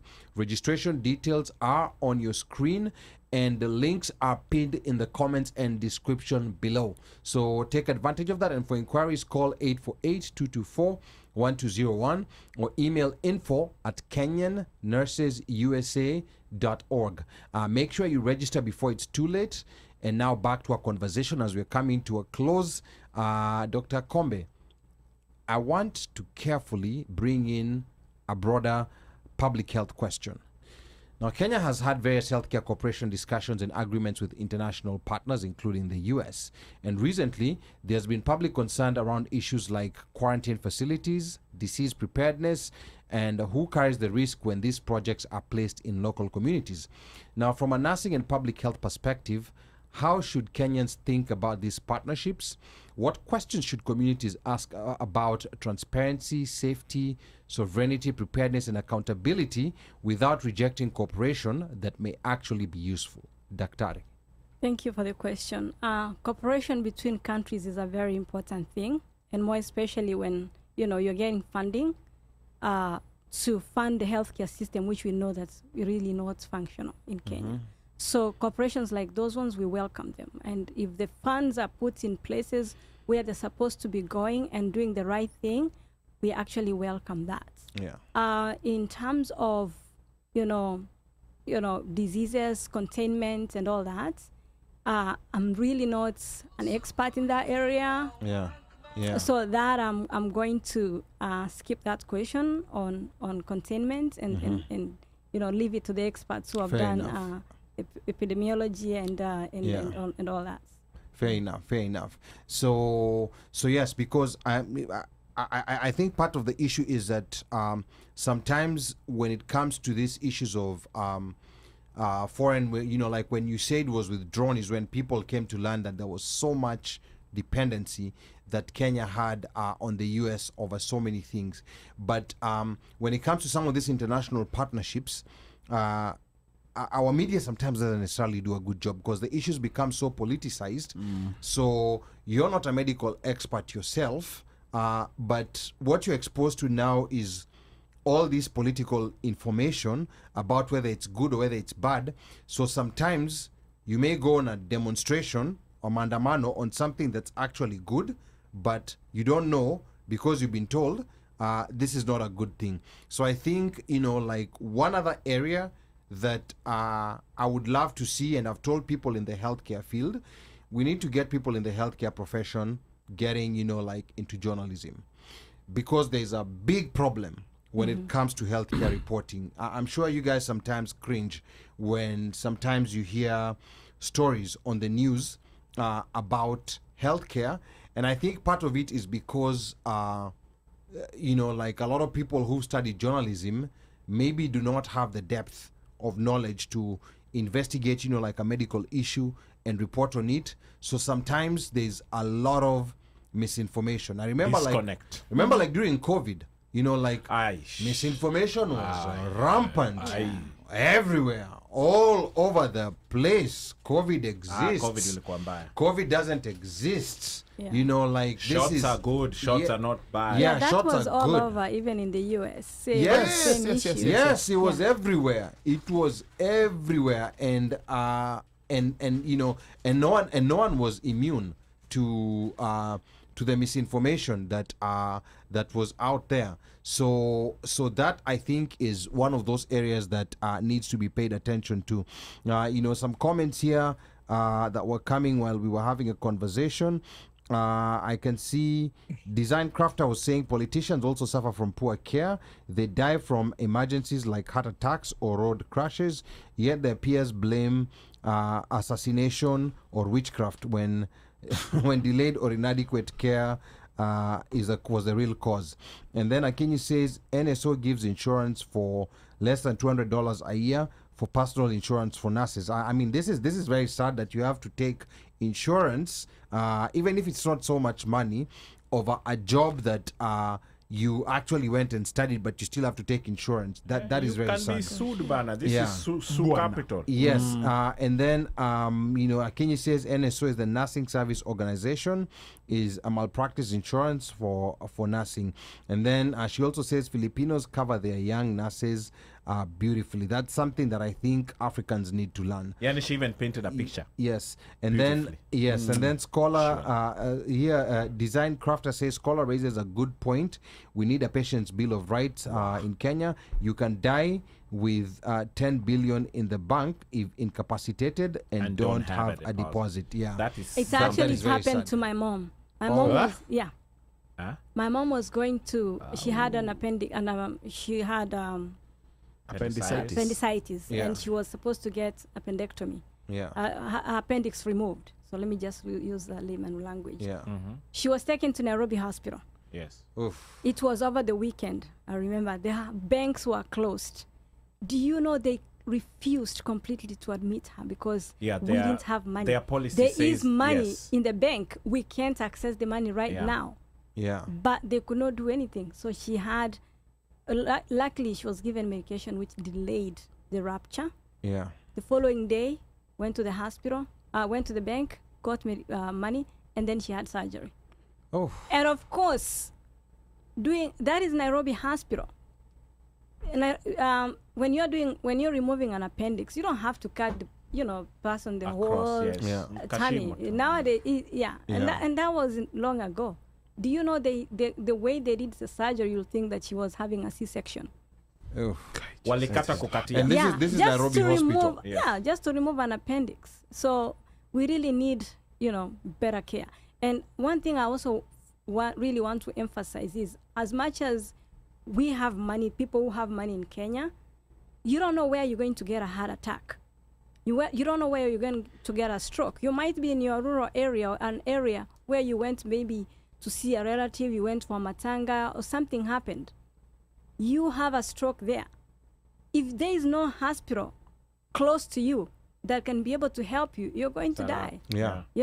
Or you're going to be completely incapacitated. Yeah, and there's no air ambulance. Yeah. So it's important that we have hospitals all over the country where we can all get care, because you can have the money, but you die because we neglected these areas. Yeah, and I keep telling people, just because you think you have money, do not think that money will solve all the problems that you may encounter. No. We have very rich politicians, like who die, from heart attack and from all these other conditions. Correct. That could have been prevented if there was fairness in the distribution of resources across the board, where we have people. And by the way, Design Cut also says over here, you could die with 10 billion in the bank if you're incapacitated and don't have deposit, or you don't have a good hospital around. Yeah. And then we have here Titus Anyanga says politicians go abroad, leave Kenyan hospitals in a bad state instead of upgrading the hospitals in Kenya. My uncle died in Nairobi Hospital after he was put on an OR table with unstable vitals. So this is so that means like making Nairobi that Hospital, decision, take the money versus yes. Okay. Keep the patient alive. Mm-hmm. All right. And then now, as we come to a close, Dr. Akombe, I want to make this very practical. Tonight, we've talked about medical bills. We've talked about fundraisers, delayed diagnosis, telehealth, burnout, credentialing, and the bigger role diaspora healthcare professionals can play. So for the nurse watching tonight, maybe the doctor, the CNA, the caregiver, the healthcare student, the sponsor, the vendor, or the diaspora family that has felt this burden personally, what is the action you want them to take now, Daktari? First of all, I'm going to appeal to people in Kenya. Yes. Let us change our mindset. Nobody's coming to save you. We have to be the ones to save ourselves. So let's change the mindset of waiting for people from other countries to come and save you. Let us make systems that work for us. So if we make the systems that work for us, even if somebody withdraws aid, we'll still survive. Yes. So and let's take ownership, because sometimes we blame the politicians that only the politicians are the ones who are corrupt. Sometimes when I go to Kenya, you park your car somewhere, the watchman wants kitu kidogo. I know. So it starts from down there. So lakini wochia jalipwa surely. Ndo angalie gari. Angalie gari. Yeah. So we really have to change our mentality on everything. So if we start by that, changing our mentality and taking ownership and say, this is our country, this is our healthcare system, nobody's coming to change, it is helping us, let's do that. That's how we can be able to make the best out of what we have. And also partnership, just appealing that our Kenyan nurses and the doctors who are here, if we can come together, we can be able to actually put pressure on the government to make changes. We have the power. We can be able to do it. I know that. But if we come together, we'll be able to push so that we can use the brains that are here to change, to make changes in Kenya. And they also should be able to welcome us. We are not enemies. We are partners. Si mulienda maju, mulituacha hapa we are tukisafa. partners. We are the same people. We eat ugali just like them. Ugali yenye kuna accent. Now, the other question is, like all these healthcare workers, why should they join KNAA? Why should they register for the Baltimore conference? And why should sponsors and vendors see this more than an event, but as a chance to be part of building a healthcare bridge between Kenya and the diaspora, Daktari? So I'm encouraging our nurses to come. By the way, not only Kenyan nurses normally come to the conference. We have American nurses coming. We have they normally pay and come in actually they pay in advance than our Kenyan nurses. So I'm appealing to our Kenyan nurses to come because there's much to learn. When we are there, we are able to meet. We make bonds that help us to grow. Entrepreneurship is like one of the big things. We get time to relax. When we are there, we get time to relax because we have activities. The first conference we had, we even had massage and all that. Things to help people relax, other than education. Mental wellness. So we also, as you come, also you're going to get CEUs. So and also, what are CEUs by there for some of those who do not know? Continuing education units. Okay. So when you come, you're also learning, and more especially come and have fun. This is the only time you're going to wear your nice suits, because we are always in scrubs. You're going to wear your nice shoes and gown and shine and take some good pictures and just connect. It's just 3 days. That's your time to rejuvenate. And for the nurses who have not joined the Kenya Nurses Association, this is very important. For the first time since Kenya Nurses Association is the first organization which has been able to honor our nurses when they die.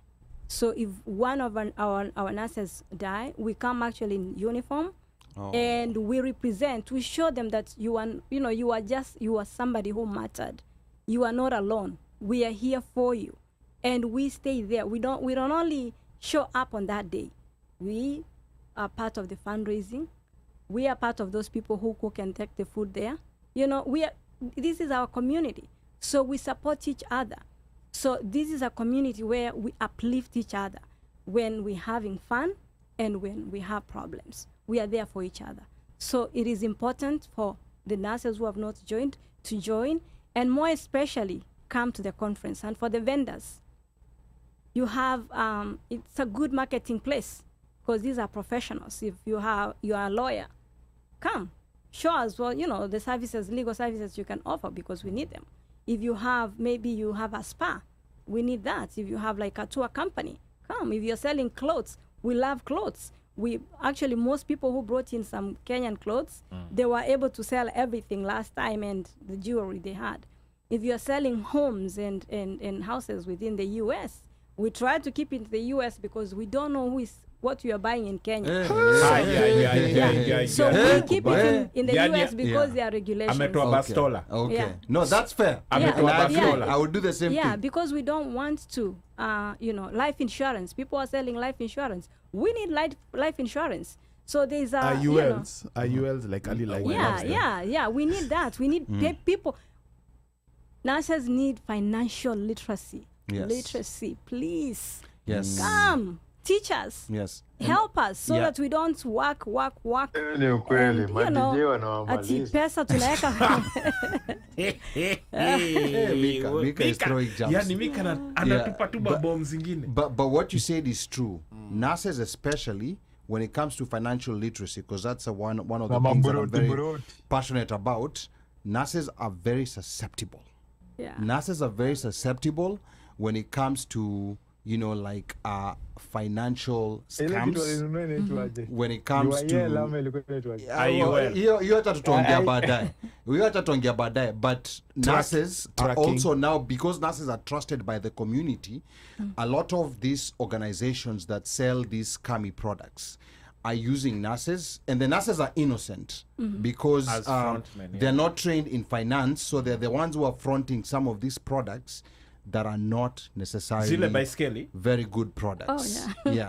Not about Iso Baiskeli, by the way, LSSC, there was a lot of nurses who are in there. Yes. I don't know whether you are aware of it. Last year there was a very big scam. There was a very big scam, and there were so many nurses who were involved. Ule jamali patikana. But you see, no, it was AI. There was no jama. You see that nurses have money, but they don't know where to keep their money, how to grow their money. So we need people who can come in and tell them the importance of having a 401k, because you can when you are broke, you can borrow from your 401k. There are things that we need. Financial literacy is actually a big one. That is something that we're going to talk about. And you see, like Mika is joking, but it's true. No, it is true. It is true. Mika was saying, my DJ wanakula. Wanakula pesa za nurses. But there's people out there who know nurses are very busy. They're also making a lot of money, so they take advantage of that situation. But I think this is something that maybe you can have a session up or kando. But to close, all of you have heard it directly from Dr. Akombe. The KNAA, Kenya Nurses Association of America Conference is happening September 17th to 19th, 2026 at the Sheraton Baltimore North Hotel in Towson, Maryland. If you are a nurse or a healthcare worker, make sure you sign up, register today. There's sponsor, vendors, join KNAA, and share with any healthcare worker in your circle that you know. The link is in the description and pinned in the comments. KenyanNursesUSA.org/payment. So make sure you register before it's too late.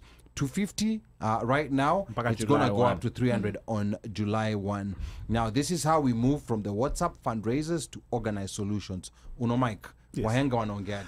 Wahenga walinena kilicho na mwanzo hakina budi kuwa na mwisho. Meli imetia nanga. We are about to wrap this puppy up. Mika Och!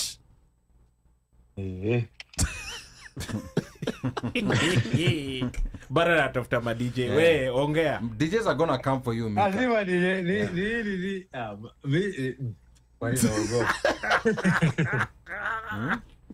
ala mimi badili na mwendazimu kwa internet DJ katekeleza mix. Anyway, I just want to say that Dr. Akombe, thank you very much for joining us. And thank you for all the people who called today, all the people who have interacted with us. I usually like a show that's interactive, wachangiaji, like hii show tunapenda kuongea. Lakini leo tumenyamaza kwa sababu it was a show.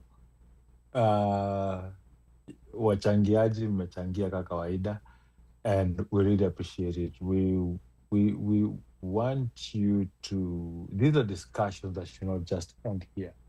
These are discussions that are supposed to continue every day. These are discussions that you got when you speak to people at home. You're supposed to continue having these discussions with them, because there's nobody who's going to tell our stories better than us. It's only us. 100%. Right? Yeah. So we have to continue talking about this thing. When you talk about something, it gets to a point, and when people know about it, they look at themselves and they say, you know what, this needs to change. But as long as there's no, people are ignorant of it, not ignorant because they don't want to know it, but ignorant because they don't understand it, they're never going to change. It's just going to be the continuous life way. So as much as we are saying that we know what's ailing back home, it's time we need to start having a conversation about it and taking care of it and changing things as we're supposed to do. You've been told the date, you've been told where to get the tickets, you know what you need to do, you've been told what's on there. Maybe nienda umelisema wanaume tunalipa ama hatulipi? Anyway, mimi wanaume nyinyi ndio mko na pesa. Hatulipi, ni free. Ndio mnalipa 300. Hatulipi, ni free. Maybe ma DJ ndio wako na pesa. Na matraka. Anyway, mimi nitaenda huko. Do you know healthcare is my passion. I'll be happy to see all of you there. Wow. I'm in tech, seriously. but I'm in healthcare tech for a reason. Healthcare is a passion. It's a passion for me. It is. I do this because I care about it, and for me, my dream is, if you get bitten by a snake in Turkana and they have to fly you in Nairobi, the doctors in Nairobi can just need to log into that EMR and pull your medical records and know how to treat you. That is my dream. Yeah. Because if we had that, the number of deaths in that country will go by more than 3/4 down. Okay. That is the impact of a good integrated healthcare system, and it will make it makes everything easier. So, tukutane huko. Thank you. Okay. Aya, it is a weekend. Enjoy yourself. Enjoy the World Cup. It's picked up. Wacha kunyarakisha. Umebuy tiko yako. Yule alikuwa nataka kuharakisha because takakuza kama umebuy ticket. Ama mimi nataka na game ya Ivory Coast. Sasa una divert topic. Ulisha buy otiko. Ushabuy ticket. Nimesema ninaenda kwa game ya Ivory Coast. Niliwatumia ticket nilikwambia no, wachana na ticket ya Ivory Coast. Si tunaongea juu ya ticket ya conference September. Achana ticket ya conference it's cheaper. Nimesema nitaenda. Okay. Haya, sawa. Mbona sasa nilikuwa nafanya show? Hapana, hiyo ya World Cup umenicheza bana Omera. We shall talk on camera. Okay. Sasa kucheza niliwatumia link mnunue ticket. No, that's true. Alitutumia link but mukasleki. Anyway, DJ Mosh Fire. Hapana, hiyo link ilikuwa ya last week. Yeah. Oh, sorry. DJ Mosh. Yes. Thank you. Daktari, for gracing us with your presence. It's yani, I don't think we had enough time. No. We could have gone for 6 hours. Yes. But at least we scratched the surface. And I know we are going on the backdrop of the conference. However, this has opened, I'm going to say, a can of worms. But hopefully out of this, we'll get some conversation started, some agitation, and maybe movement on what the Nurses Association had started with collaborating now to a home. And there's another key component here, that one of Madaktari, the doctors, which Daktari Alan had touched on kidogo, or should I say he touched on, and as we were in shock, but it's a real true thing. And it's almost like this transcends all professionals. The ones who seem to be able to integrate are, I guess, the lawyers, because they kind of have a system already that seems to work. So you don't necessarily hear of a lot of resistance if you go to, law school.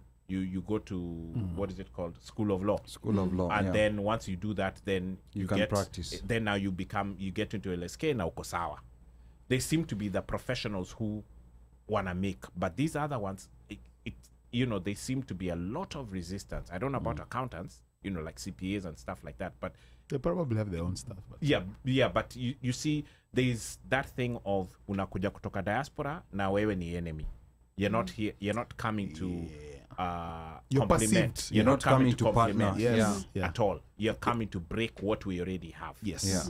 Unaona, juu ujui system. Yeah. And you know, it's almost like when that new guy comes into Jobo, and then you wonder how come this chap internally was never picked, because that new guy sometimes comes with a train of thought, a train of thought that none of you ever had. Yes. And it helps elevate all of you. Yes. But anyway, with that said, you guys have a long, beautiful weekend. Kesho ni holiday. Ali we na juwana ko job. Lakini some of us took a holiday. Yeah, si company yetu Shauri yako. Juneteenth onge. You might want to start working with people who know what holidays are. But anyway, for those of us who are on holiday, mwanze kukula weekend, the weather is good, and just, you know, thank you to our listeners. This show, when I think that sometimes ni kama tunaenda kuanguka, kuna kamutu ana kuraise, it's so and daktari, thank you. Yeah. Thank you very much. No. Daktari. Yes, This, Mika. this is a great platform. Nilikuwa na This is a swali great kwa platform. daktari sasa. Go ahead, Mika. Sister yako si kuna vile umsho atokee. Eh, Which one? we Mika sasa. Mika unachoma. Mika sasa, we hizo ni vitu sasa. Mika bwana. We nenda ukawatch hiyo game. Vitu zingine unasema ngatini, wacha nikwambie, ajue tu tunamtaka kama kwa show. Si tulishamwambia kisiri. Okay, sawa. Huyo Unajua ni mdogo wangu, so lazima nisikize. Okay. So wewe ndio uko na through pass. Yes. Okay. Mimi ndio boss wa family. Huyu ni mdogo mbali. Mimi ndio first born. Okay. Mimi ndio first born. Huyu ndio first body. Wewe ndio first body. Yeye ni last body. Mika ati nani watu wadonga. Yeah. Kwa hivyo hata ule mwingine pia ni mdogo wako, lazima akusikize. Yes. Yeye ananifuata. Okay. Ananifuata, and then I have a brother. Naitwa Roger, is an engineer. Nice. Ndiye anafuata Roslyn. Oh yeah. Odwise. Unajua nice. And then my sister Dr. Edna, she's anafuata Roger. Huyu yuko hapa, huyu yuko job. Watu wa job wanajua bado yuko job. Wanajua bado yuko job, usinini. Hajui yuko Maryland. And then the other 3. Okay. So we are 7 of us. Oh, big family.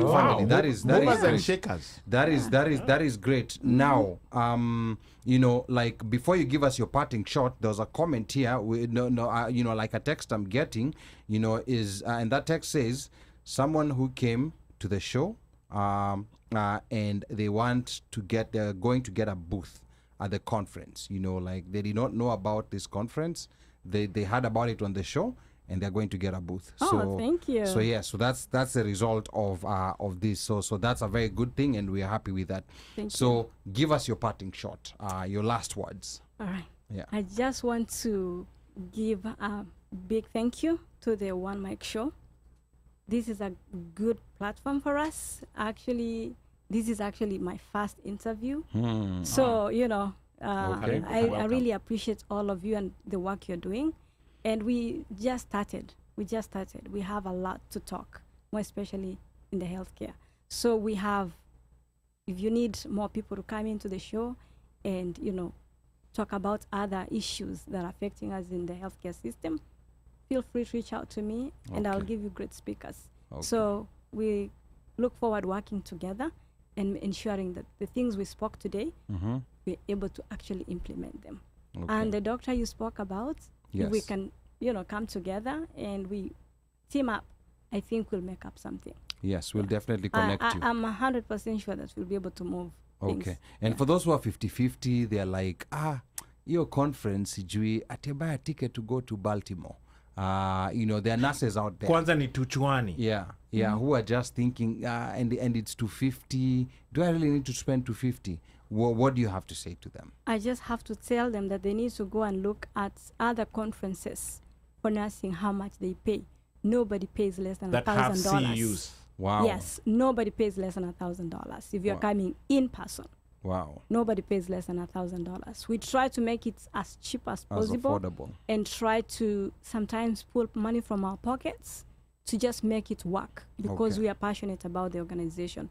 But to be honest, we as nurses, we can be able to afford $250, $300. We can. Because I have a conference that I'm going to be attending, which is $1,500.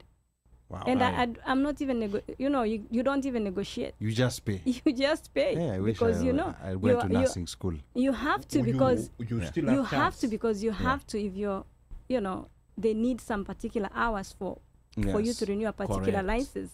You still have to get those hours.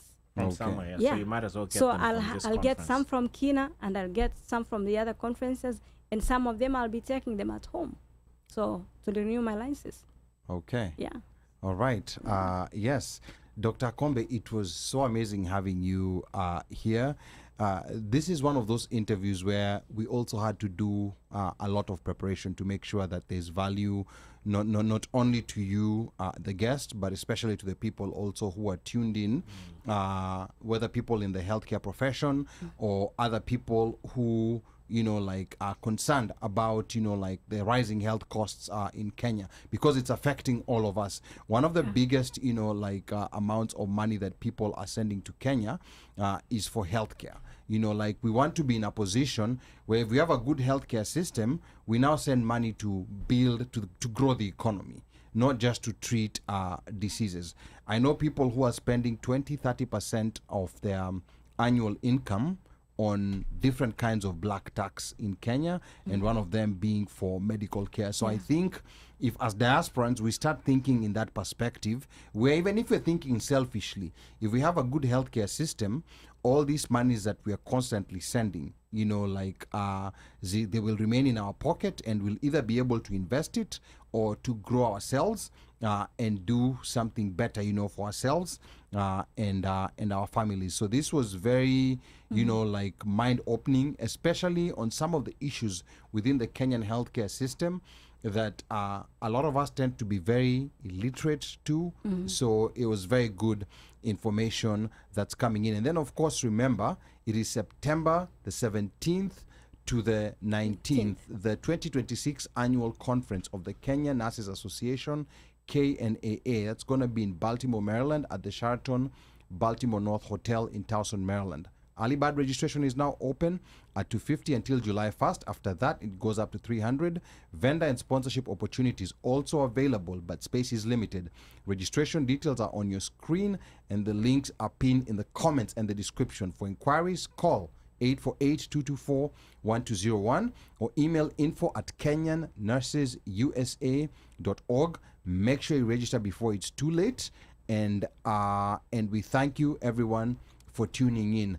Na kwa wale ambao bado wanataka kuongea na mimi, nambari yangu bado ni ile ile 1-800 mteule, na operator akishika simu mwambie unataka kusema na mjukuu, na akikuuliza ni mjukuu yupi, mkumbushe ni mjukuu yule yule wa Masai, because I'm Kenyan by blood, American by design, Masai by choice. Sichagui, sikagui na sibagui. Kwaherini. Aiden, Daddy loves you. Njeri, Daddy loves you. Nimo, Daddy loves you. Until next week, be blessed.